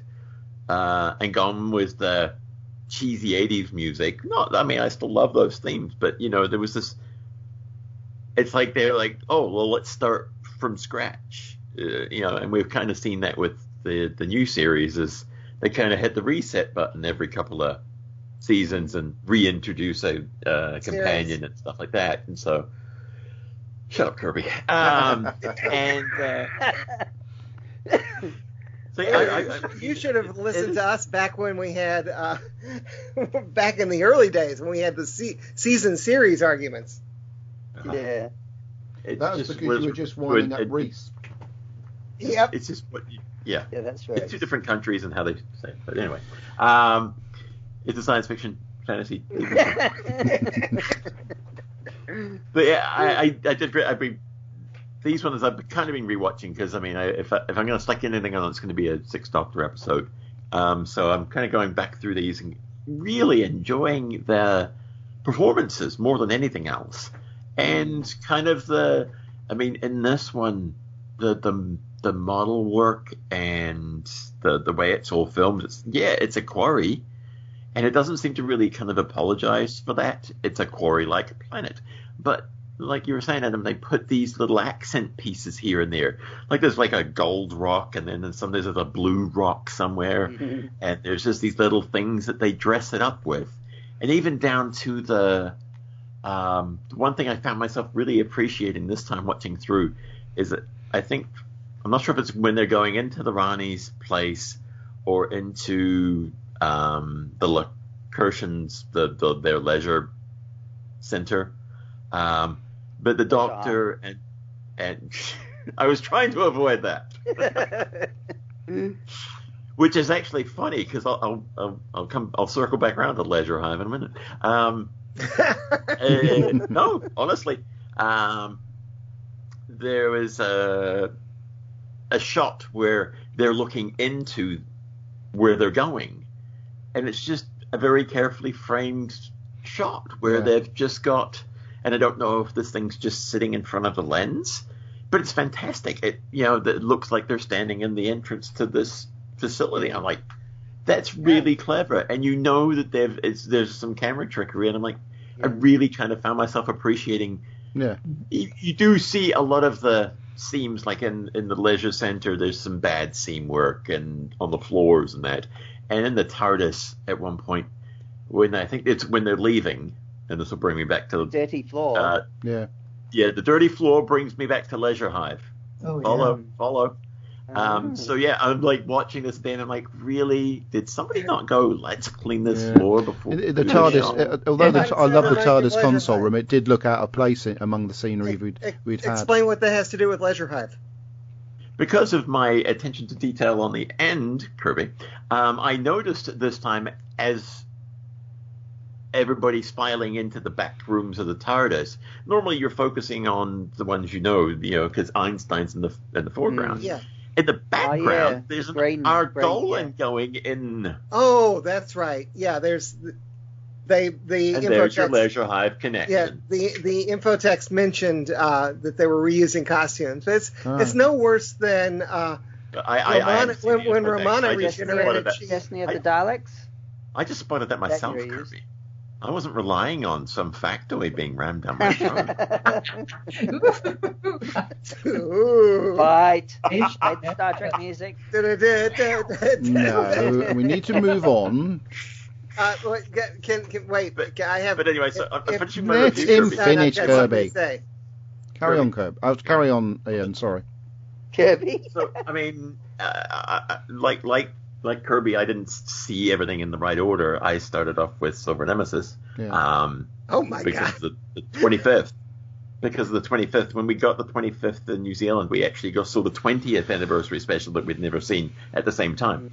So we get a big week of Doctor Who, but I'll talk about that later. But and so it wasn't until later on when I joined the Doctor Who fan club I got to see all of these episodes, and it was just it was a big fresh look at Doctor Who, and at this point in Doctor Who, I've been around long enough. You know that the first outing of the Doctor is always a little weird. It's not quite right. The costume gets a little more tweaked. Twin dilemma. Yeah, but Castor Bell was a bit like that with the Doctor, in the Zero Cabinet all the bloody time. Indeed. And the thing is I actually, as this progresses with Sylvester, I like it when he got a little darker because he could do these funny comedic bits, and then to see him launch into the dramatic stuff was just it really balanced out the character. So you get that from Troughton, don't you? Because he does all the clown stuff and then becomes serious, and it has extra gravitas to him. Yeah. And I just finally like to end up by saying it's like it seems to be coming up a lot lately is that looking at these things with fresh eyes, and it's like I just couldn't help realizing that I'd kind of just gone with the flow and complained vociferously about Mal, and realized that her performance and her character in this is actually pretty damn good. She's got a lot of energy, hasn't she? Yes. And she's got some touching moments with Varun, and that when she's like, you don't need to stay with me, go back to your people. I'm like, when have you seen a companion do that? That was real. I was like, I missed this because we were complaining about her screaming, That's the only thing, really, that gets all the attention. And we're all guilty of it's like, the screamer. The thing is, for me, that the screen is obviously she's been told to be because she's a Doctor Who companion, she has a screen, but it doesn't suit the character. It doesn't fit. Yeah, that's what I find. No, she doesn't appear. The rest of her character, while she's on the screen, doesn't appear to be the sort of screamer type. No. You can only time you can accept the screaming is, like you say, in that when she's flying around the bubble, she's going to think she's going to die. Yeah. That is acceptable. She's tiny and she's jumpy and all that, so maybe that is, a nervous reaction. You could explain it that way, but other than that, you're right, it doesn't fit. It's like I've said, Fred, when she gets startled, will scream. Yeah. Yeah, Sorry, Ian. I mean, yeah. But, that's good. I'm done because my dog started barking again. So. And before now I really want to hear about Mary. Delivery. But wait, before we go to Mary, yes. Ian reminded me of something. Oh, no. Pip and Jane envisioned this planet to be a forest-like planet. And Andrew Morgan, apparently the director, was not terribly familiar with old Doctor Who, and he thought he came up with this clever idea for an alien planet, and he thought, hey, let me film in a quarry. Yeah, but he did a great job. He independently came up with this. He did not know that it was a joke. But I'll tell you what, he did the best quarry work that we've seen in Doctor Who for quite a while. It was there's really 3 good. different quarries. You don't want me to list them. No, I don't know. No. But the fact that They all look like there was one, actually though, 3... Yeah, the fact that there's 3 different ones, I'm like, that's pretty damn amazing. Because they've kept the... Yeah, I think continuity-wise, And, really and good the start. weird thing is that one of them looks like the one that they use in Delta and the Bannerman, and it isn't. Wow. That's really worth... Thank you for that's that, Kirby. amazing. Yeah. Fact of the show so far. What would we do without you, Kirby? Okay, Mary, thank God. Oh, Mary, no, what don't did get you me think? started on that. Oh, sorry, I forgot to do the music.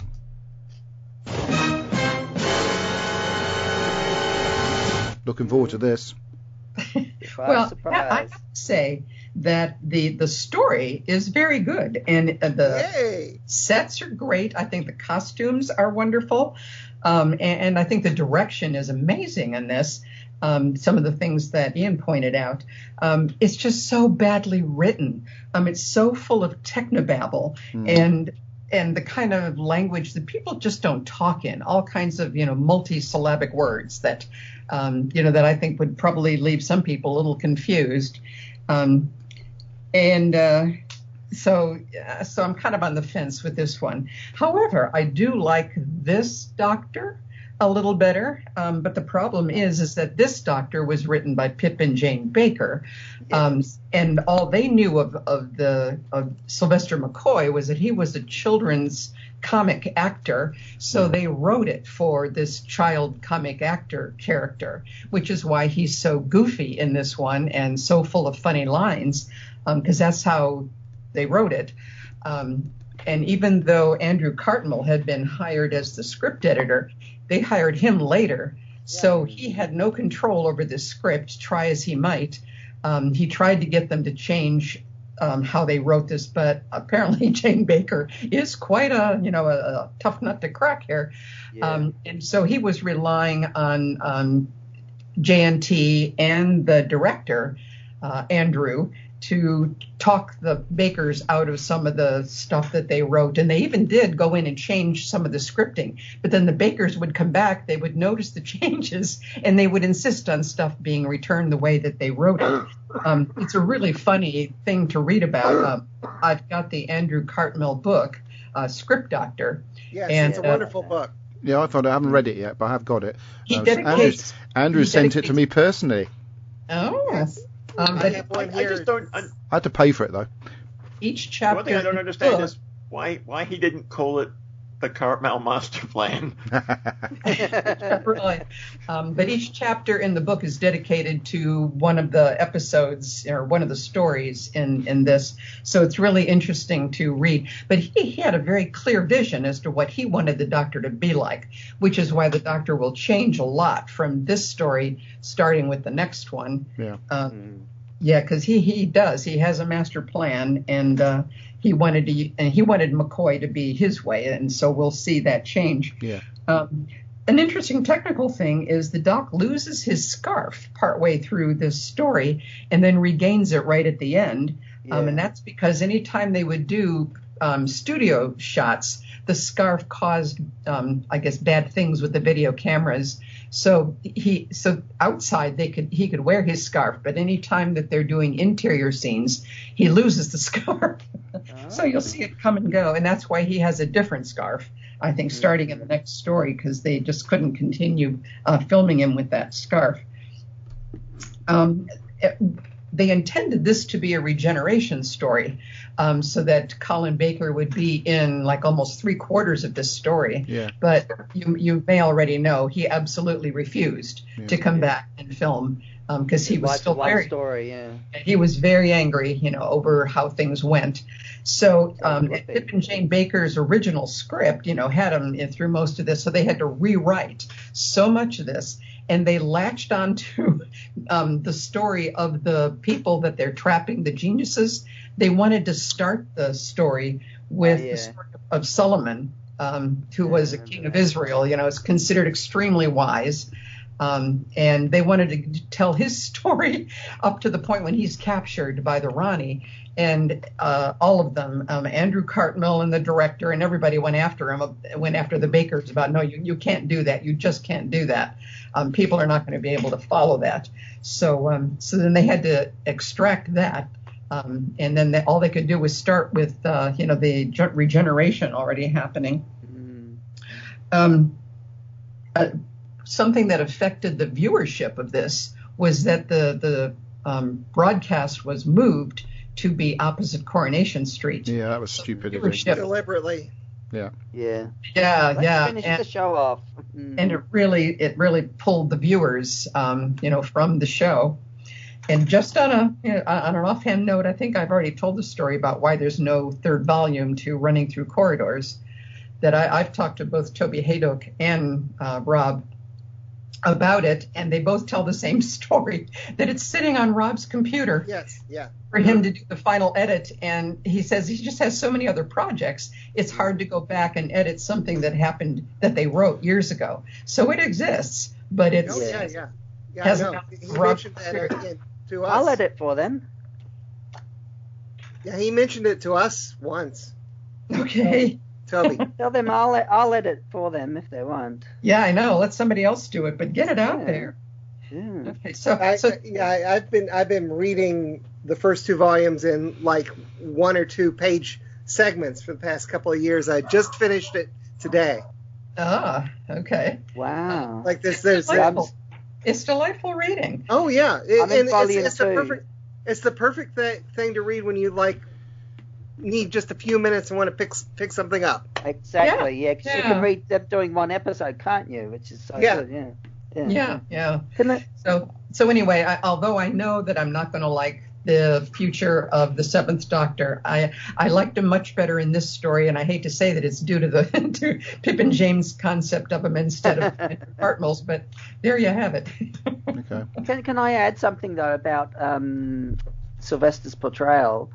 He was going on memories of what he remembered of Doctor Who, and he says he remembered the clowniness of Trout and also some of the way that early Tom Baker portrayed.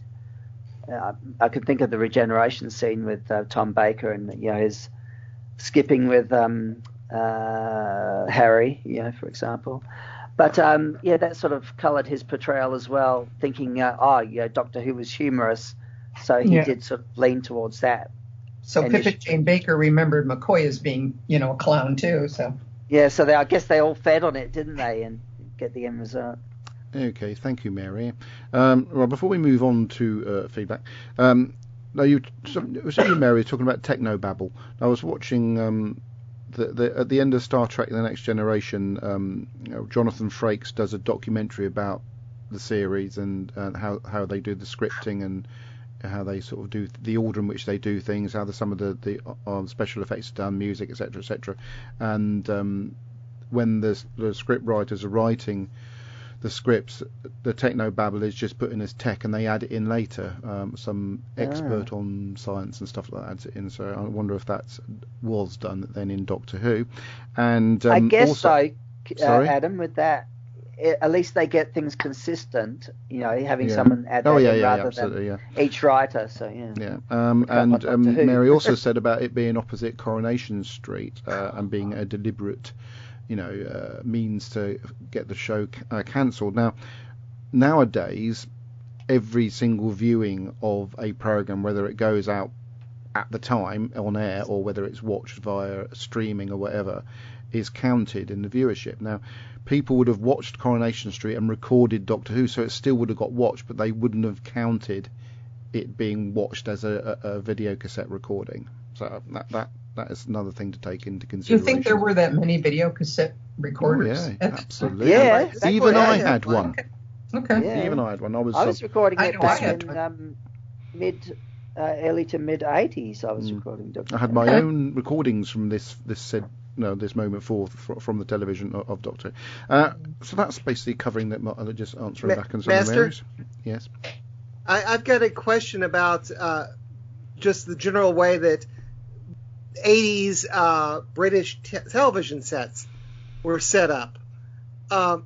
There was one of the extras on the DVD was discussing the Coronation Street thing. Oh, that's the ratings box, though. Yeah, and they showed the ratings box. Yeah, there. but only certain houses had those ratings boxes. Yeah, right. Not all ones had that.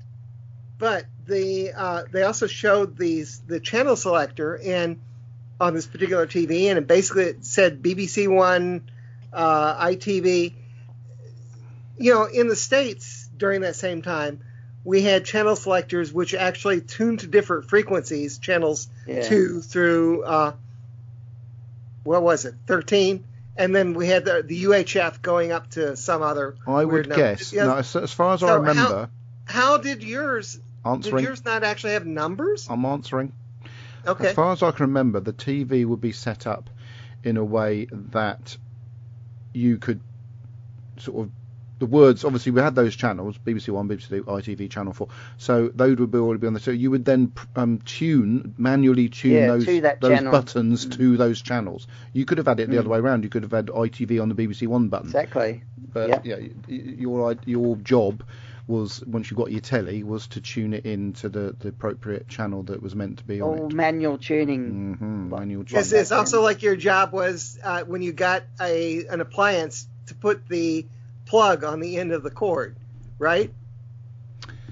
Only sometimes. Yeah, anyway, apparently the feed has stopped, according to Terry Miles, and it's okay What? now. No, I'm still looking at it. Yes, Mary? I'm still looking at it. Oh, sorry.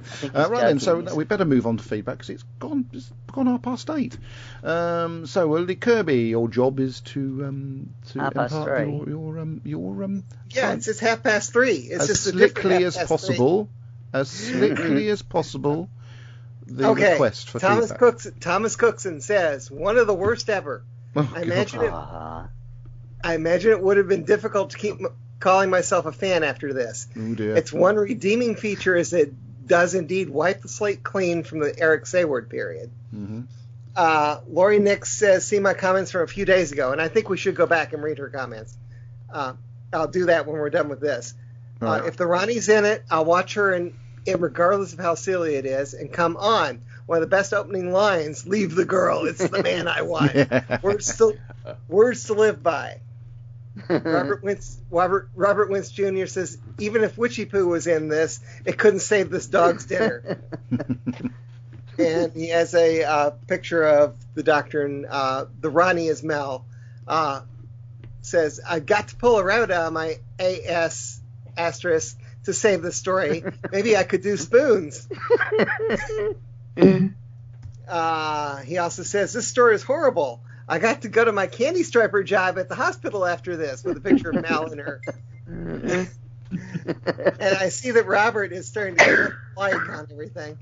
Oh dear. And he also has a picture of a poster of a movie called Candy Stripers. That looks interesting. I won't read this thing, but the making of documentary had what? He said he I saw was it. reading that as they were showing on the documentary. Yeah, it's a letter to someone. Says load of rubbish. Like a letter to the editor or something like that, or a review on the newspaper. Yeah. Robert Wentz Jr. says, got some points. I think Sylvester gets better as he gets used to the role. Yep. BBC's partly to blame because they wanted more humor in the series. It all comes down to what you're given to work with. I like Ace a lot better than Mel. Well, yeah. Yeah. And someone named Ian Bissett. I like Mel. Someone named Ian Bissett says it just shows fandom never changes. Yeah. Yeah, because the one comment I want to make on that is if you look at that review, you could pretty much substitute any of the producers' names and it's exactly the same thing. I mean, even down to the insulting stuff they said about Bonnie Langford. Oh, she should just stick to the stage and dancing. It's like, excuse me? Well, people like to be mean, don't an they? accomplished actress, and I agree. We've all been there. And, yes, anyway. Rant over. Moving on. Anyway, I posted a picture of J&T in an interview saying, I think that quite often the memory cheats. And I said, the memory cheats. Someone should use that as a name for a podcast. That must have really hurt during that time to receive those negative comments, though, when you put your heart and soul into things. Yeah.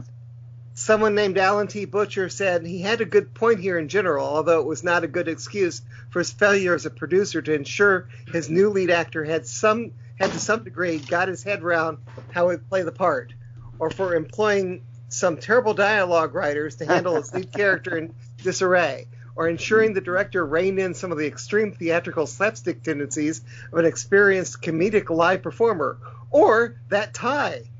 That tie wasn't too bad. I was surprised he wasn't wearing one of his Hawaiian shirts. Yeah. And I already said this, but I responded to Alan. Pippin Jane said that the malapropisms were J&T's idea. So as much as we put down Pip and Jane, I don't think they were entirely to blame for one of the shortcomings of the story. And then I said I'd bring up my hypothesis about the malapropisms during the podcast recording, which I did. You did. Alan T. Butcher says the malapropisms may make it worse, but that's more due to the poor performance, and the dialogue would be down to their usual standard without them anyhow. Robert Wentz Jr. said, Kirby said, I'll bring up. And his review, Robert Wentz Jr., my review of Time in the Rani uses the greatest minds to power her giant brain for her time manipulator. She causes the regeneration of the Doctor by forcing the TARDIS to force land. Like the 10th Doctor said in The Next Doctor, I hope I didn't trip over a brick. That would be horrible. In this story, we get bubble traps, killer insects, Lycurtians, and tetraps, giant bats. We get a lot of running around in quarries, Hurricane Bonnie screaming her head off, the Doctor falling over and playing the spoons. The best part, besides Kato Mara, is the visual look of the story. As always, the Doctor foils her plans. The Rani is trapped in her own TARDIS, and the Doctor takes all the geniuses home in his TARDIS. The BBC made the mistake by not letting Colin Baker do this as his last story. Clearly, it was written for him by Pip and Jane. At the end, Colin could have had a regeneration, and Sylvester would do Paradise Towers as his first story. Sylvester does get better in the next season. Unfortunately, I can only rate this 1.5 out of 5. Only worth watching for Kate. Poor rewatch value. Well, and as we know, it was not written for the 6th Doctor, because Jane wrote it for McCoy's clown character. Yeah. Is someone finished coughing? Yeah. Stop picking on him. Neil James, Time in the Rani. For the second time in a row, the new Doctor is welcomed with a truly horrible debut story. We start with an odd little pre-title sequence in which the TARDIS lands with kind of a rainbow effect. I'm glad they went back to the normal effect, but I do quite like this colorful alternative. The regeneration works fine considering, and then the Rani delivers her classic opening line. Yeah, I already said it. Yeah. Say it again. Leave the girls a man I want. Yes, there we go. We have some new music and a new title sequence, and I quite like both. Yes, I do too. Some of the visual effects here are a huge improvement, like the spinning balls of doom and the shots in outer space. But then we have those rubbish buzzing insects. Rex firework gun and the big beanbag-like brain, not so good. Right. On the subject of Urek and his race, well, let's just say, oh dear, and leave it at that. It's great to see the beautiful Kato Mara return but having her impersonate Mel for half the story was a terrible idea. No, it wasn't. No, it wasn't. No, it was good. I enjoyed that. Yeah. In fact, most of this was a terrible idea. McCoy clearly hasn't found his doctor yet, and he plays this all very much for laughs. He has a natural talent for clowning and physical comedy, and I love the way he skids around corners and makes the most of his props. Thankfully, in my opinion, the Seventh Doctor vastly improves next week, but this story remains one of my least favorite of all time. 1 star out of 5. Harsh. Yeah, I'm curious about Gosh. Paradise Towers because I've heard that it was not good, but maybe I'm wrong. I love it. Okay. Neil James says, sorry you have been having trouble with disappearing stars. I write my reviews on my laptop, but then add the emoji stars afterwards on my phone. A quick refresh should always fix it. Well, okay. they were there for me this time. Yeah. Yeah. Robert Wins Jr. says, LOL, don't forget the glitter gun. How so 80s? And then I put all of the malapropisms in. Thank you for not reading those out, Kirby. There's too many of them. Why should I? Why well, not? it doesn't normally stop All in you. the barbershop?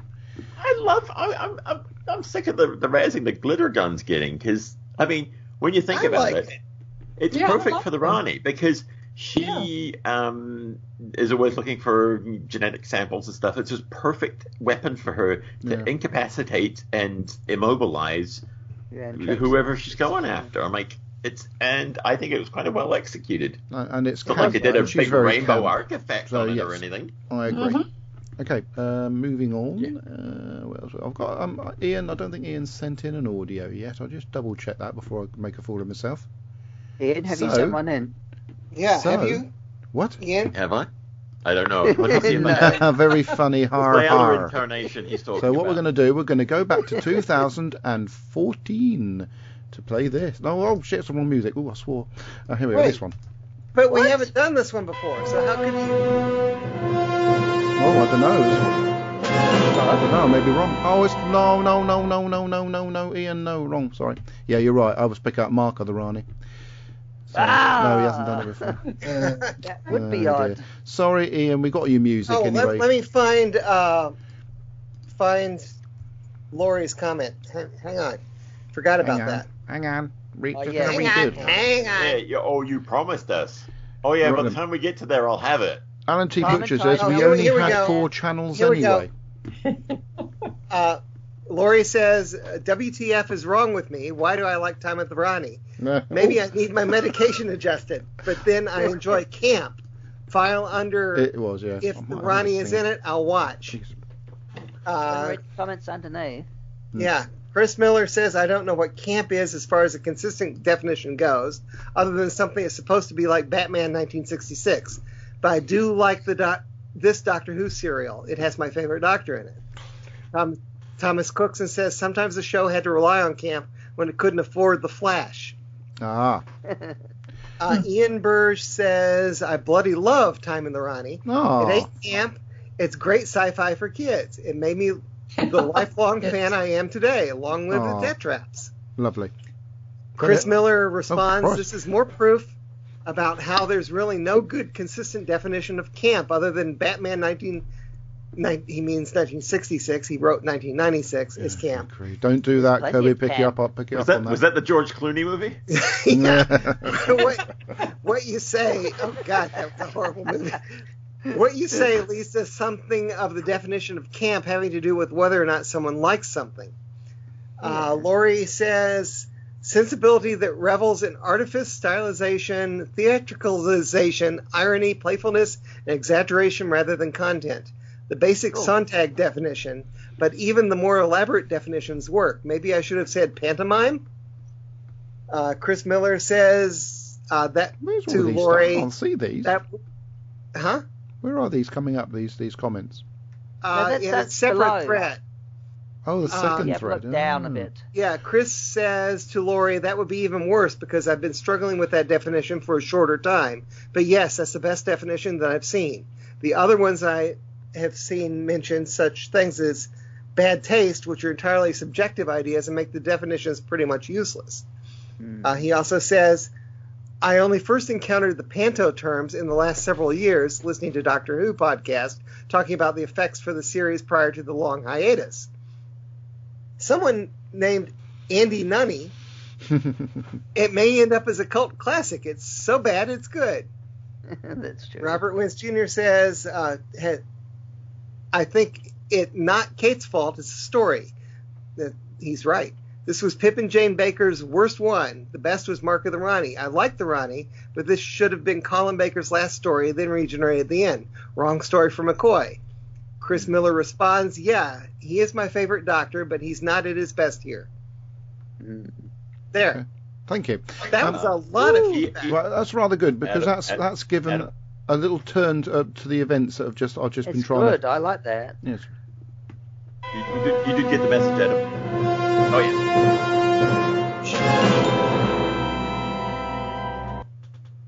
Oh, why is it not playing? Hello, 20 Megabyte Podcast. This is Ian Kirk.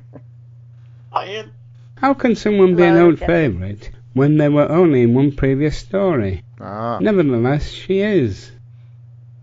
P&J have written a story where the Rani has located an asteroid of pure strange matter and a giant brain, and will crash the asteroid, thus giving her a brain the size of a planet, which in turn will allow her to modify the past evolution of all creatures great and small. I don't think that would work. Doctor Who is a British science fiction, fantasy and television programme. Sylvester McCoy plays the 5th Doctor and the 6th Doctor on account of Colin Baker being sacked. Alexa, who is Colin Baker? Colin Baker is an English actor who played Paul Moroney in the BBC drama series The Brothers, the 6th incarnation of the Doctor in the long-running science fiction television series Doctor Who. The part of the 6th Doctor's coat is played by the 5th Doctor's coat. Once again, we have a Doctor killing an enemy in self-defence. The Doctor was warned of the trap and pushed the Tet Trap into the trap. Hey. The Tet Trap was trapped by the trap that the Tet Trap had set. It was intended as man trap, but also worked as a Tet Trap trap. I hope I have made that plain enough. My script is available on the 20 Megabyte Facebook page, which you can join if you think it would help. The Rani has installed a feature into the centre of leisure, which, on command, releases deadly insects, which make a beeline for the curtains.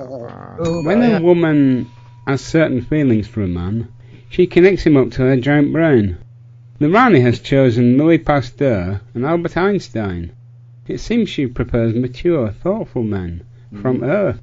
Rani, darling, call me. I have broken the 2-minute barrier this week. Hey. Alexa, who is the 2-minute Time Lord? I'm having trouble connecting to the internet.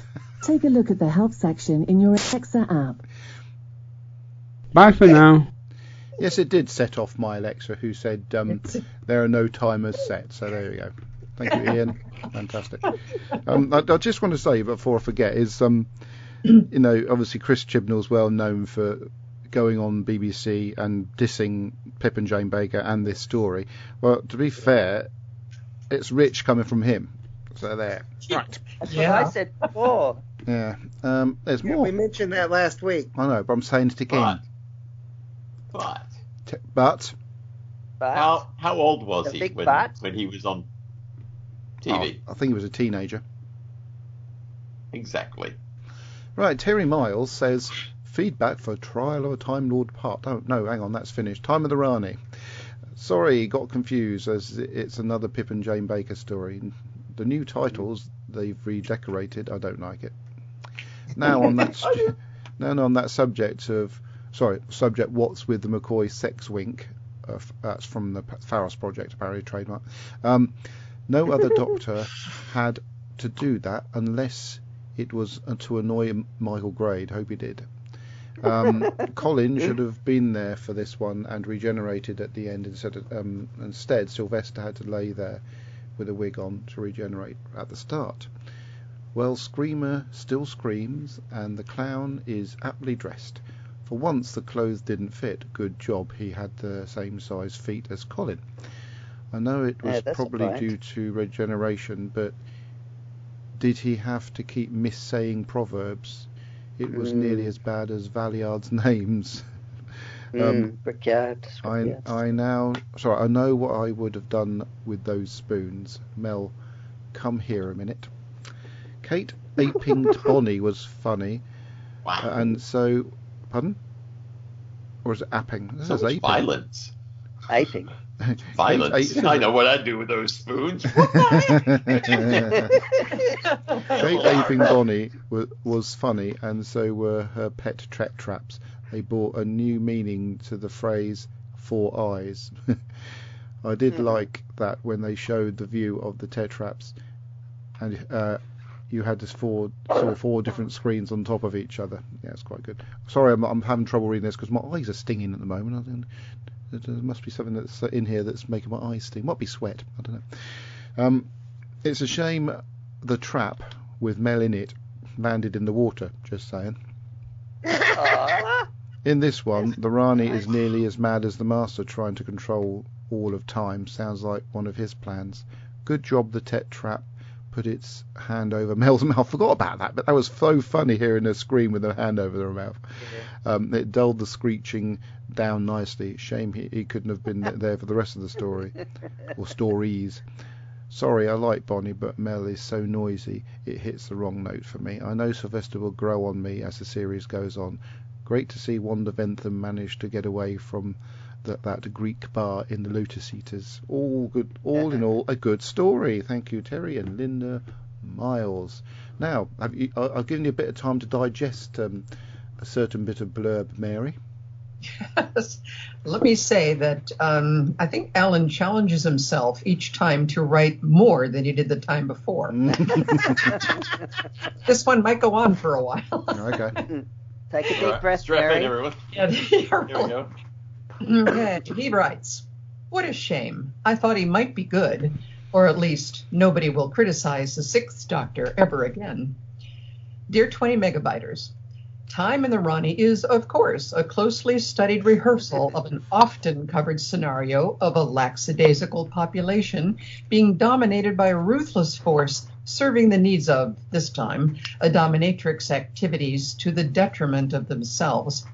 This is obviously applicable to the standard capitalist model where a compliant government acts a facilitator to capital and capital's outliers, the Tet Traps here, working for the Rani, keep things in order. Her plan is to leech off of the brain power of people she has under her power for her own purposes, again, the standard capitalist model. The population at large, whose needs are met at a low level, have been conditioned not to expect more or agitate in any way as per the Chomskyan manufacturing of consent model. The downfall of the Rani follows to the most likely pattern of a change of power in which the outliers turn against the dominant force once it is undermined, as here by the Doctor. It should be noted that whilst some suggest that the Seventh Doctor's post-regenerative behavior is no more extreme or strange than the Fourth Doctor's, they must be out of their minds. In fact, is way more over the top and in no way as credibly acted or written as a form of mania. We also learn that the 19th century liberal dilettante and gossip Dolly Longstaff, that's what Anthony Trollope said, survived his political acquaintances, the Pallisers, and after some time spent on Marinus and that unfortunate business with Chameleon Airlines, ended up on Lycurtia after radical cosmetic and orthopedic surgery as a guileless leader and collaborator with the Rani.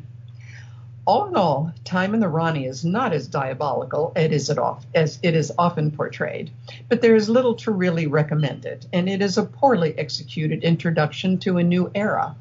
The dominated, indolent culture storyline is perfectly reasonable, and the Lycurtians and Tet Traps, while a little old-fashioned by now, were serviceable aliens. The Rani's plan and her play acting nonsense unfortunately falls into the pantomime quality that was the de rigueur complaint amongst contemporaneous critics of the show, as does the disastrous performance as the Doctor. Mel is a bit of a curate's egg, with a fair amount of initiative given to her, but some of the worst lines ever given to any character in the show's history. The excellent supporting cast are almost completely wasted here, but show their quality as much as they can. I quite like the new theme and opening credits, although because of the highly synthesized, they have perhaps dated rather more than even the pre-color ones. This story is perhaps 90 seconds too long, since if you had cut the bit where the Doctor regenerated and carried on with Colin Baker until at least the end of the story, or longer, it would have improved this story no end and given Sylvester McCoy more time to sort out what he wanted to do with the part when he did take over. Next up, Doctor Who and the High Rise on a low ebb, or this stuff probably seemed like a great idea on the page. Those are my thoughts. Alan T. Butcher. Thank you, Alan. It had been one of my kind of, you meet people on the internet that seem interesting. You're like, it'd be really cool to hang out. And it's like, I'd always thought it'd be really cool to go and have fish and chips with Alan T. Butcher, but after being on this show and listening to his reviews, I just don't want to be analyzed like that. Honestly, he doesn't do it in real life. At least I don't think he does. He's never done one on me. That's what scares me, is that he's privately doing them. He's got a collection in his office. There's the little tapes. Yes, and I'll listen to this one later. I want you to know that this is a closely studied analysis of his character. Ian Kirk says, I know what I would do with those spoons. That would make Mel scream. And then Lillian Robbins said, Alan is funny too. He is funny. Right, we've got a little bit of time left for Doctor Who news. Now, the most the thing that jumps out at you in regards to Doctor Who news is the passing of Dame Diana Rigg, who was, of course, in the 11th Doctor story, The Crimson Aura. But, of course, she's better known for being in the Avengers and being James Bond's wife, who gets shot dead. Was that a spoiler? Do apologise. But no, what a legend Diana Rigg was. And apparently a very nice lady too. Who was it said they met her? Somebody said they. Oh, it was Paul Wilson. I think had a chance to meet her. Should have got Paul on the show actually, just to talk about his meeting with Diana Rigg. But yeah, I know you're itching to say something, Ian. No. Oh, maybe. I was just agreeing with you. I don't know. I'm sorry, but yeah, so she's passed away at a ripe old age of 82. But yeah, she's done so much in her life, and Time Lord Victorious is still being banged on about by the BBC. So if anybody understands the whole lot... forgot about the series announcement of the Daleks. Hang on a second. What about the series announcement of the Daleks? Because that ties into Time Lord Victorious stuff. Yeah, what was that then? No, the Dalek series. It ties in with that Time Lord Victorious. I did sort of Time Lord Daleks. There's been a few people making comments like Nicholas Briggs, Joe Sugg, Angie Mahindra, and Aisha Antoine. But I'm not going to read out what they said. If you, I'm interested in it, but I just can't engage with it. There's too much to go through if you wanted to go through it all. I'm not going to at this stage because Kirby's banged on about Time and the Rani so long we've run out of time. Blackpool remembered. And half of it we couldn't hear. I've been quiet for the past 10 minutes. Oh, have you? I'm sorry. It's blissful, I tell you.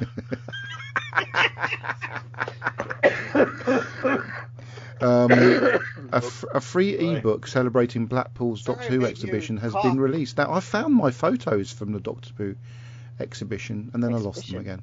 So if I find them again, I'll try and repost them from the Black. It's not there anymore, by the way, the Doctor exhibition in Blackpool. But I do remember going in there and finding, obviously, they could have dusted some of the props that are in there. But yeah, there was a free booklet about that. I was just mentioning that a free ebook containing Blackpool's Doctor Who exhibition has been released. That's what Did you get it? It's called Blackpool Remembered. Yeah. Oh, where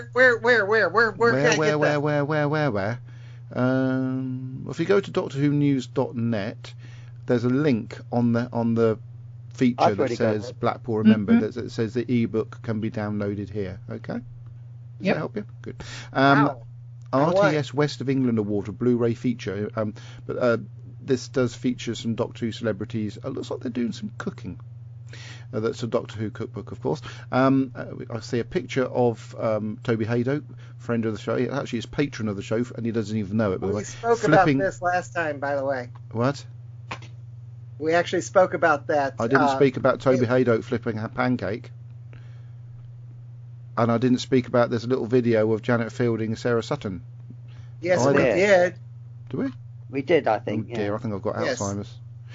But there we go. That's well Doctor Who news, and nearly right at the end. The only thing I'll have to mention the sponsors. I'm not going to go into great detail. It's iwheroes.co.uk. It's iwheroes.co.uk. iwheroes.co.uk. whowon.co.uk and lavazzi.co.uk. Is it whowon.co.uk?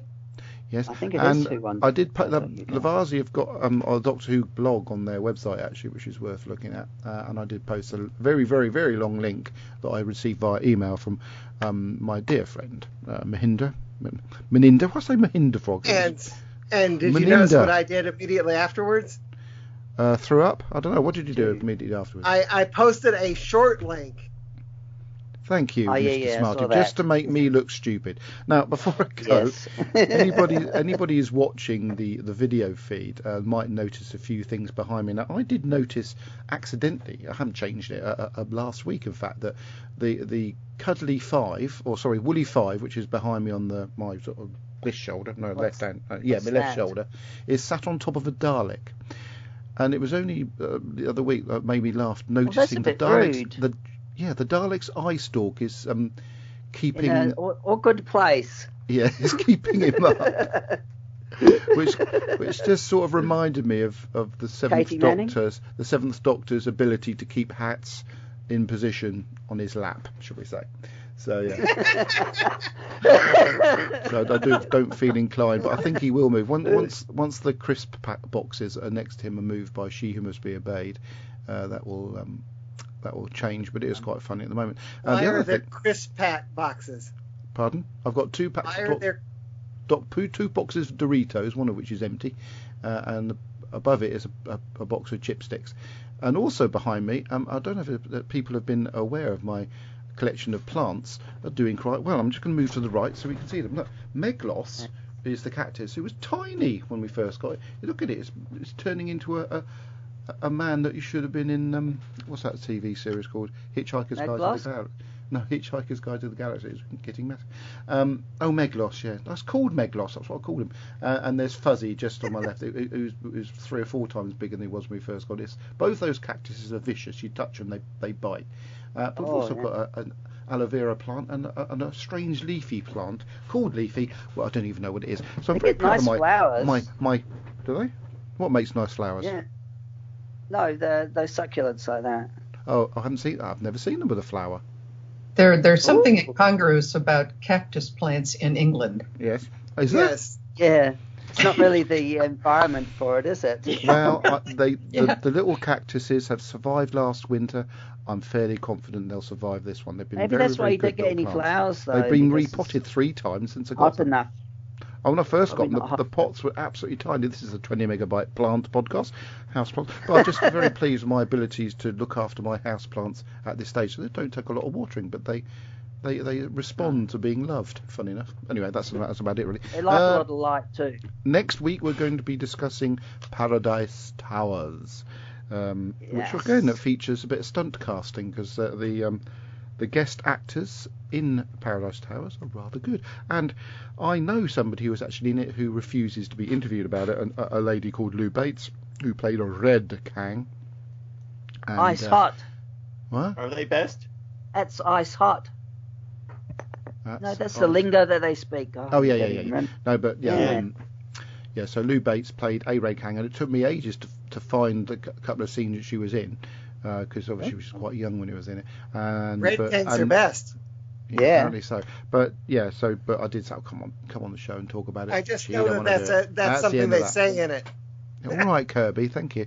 So that's what we're going to be talking about next week. And yes, of course, there will be a little bit of screaming because Bonnie's been told to do that. But yes, Doctor Who's back. And only 3 more stories and we're rid of her. Yeah, that's very quick, isn't it? Very quick. I miss her. I like her better than Perry. Yeah, I mean, she's okay. She's not. She's a bit sort of what's the word for it? She's a bit two-dimensional. She's a good character, but she's a bit two-dimensional. Whereas Ace has lots of sort of depth to her, which there's a bit of character development with her, so that's why she's probably a better companion for the Seventh Doctor, as proved to be. So anyway, thank you everybody for coming on the show this week. Hope you enjoyed it. Considering I would also hope that people found our opinions on Tom and the Rani unexpected. And except hope for Mary's. to see you again next week. There was only one that I expected that was exactly what I expected. Yes. No, I thought Mary's was. I thought she was quite positive about it. To be fair. Yes. She was actually. Yeah, I was on the fence. Yes, which is pretty well, on the fence is quite positive for you, I'd say. So anyway, thanks for considering the pre-show comment that you made in the chat. I know. I was like, uh-oh. Set you all up, but yes, she did. I see what you did there, Mary. I'm not going to care much for the following. Oh dear. Well, wait and see, Mary. Wait and see. Yeah. Who knows? In context, maybe they'll be different for me. Indeed. Right then, so just make sure nobody's fed anything through. No, they haven't. So thank you for listening, watching, taking part in the show. If you want to do what the Ian does, which is send in an audio feedback for us, which are always very good fun, please send them into 20mb.feedback@gmail.com, or if you can attach it to a message to me somehow, I don't know, but it's probably the best way is to send it via the email address 20mb.feedback@gmail.com. So until then, goodbye. Goodbye, Fancy Pants. Bye. Yeah, Kai. See ya. I miss Debbie.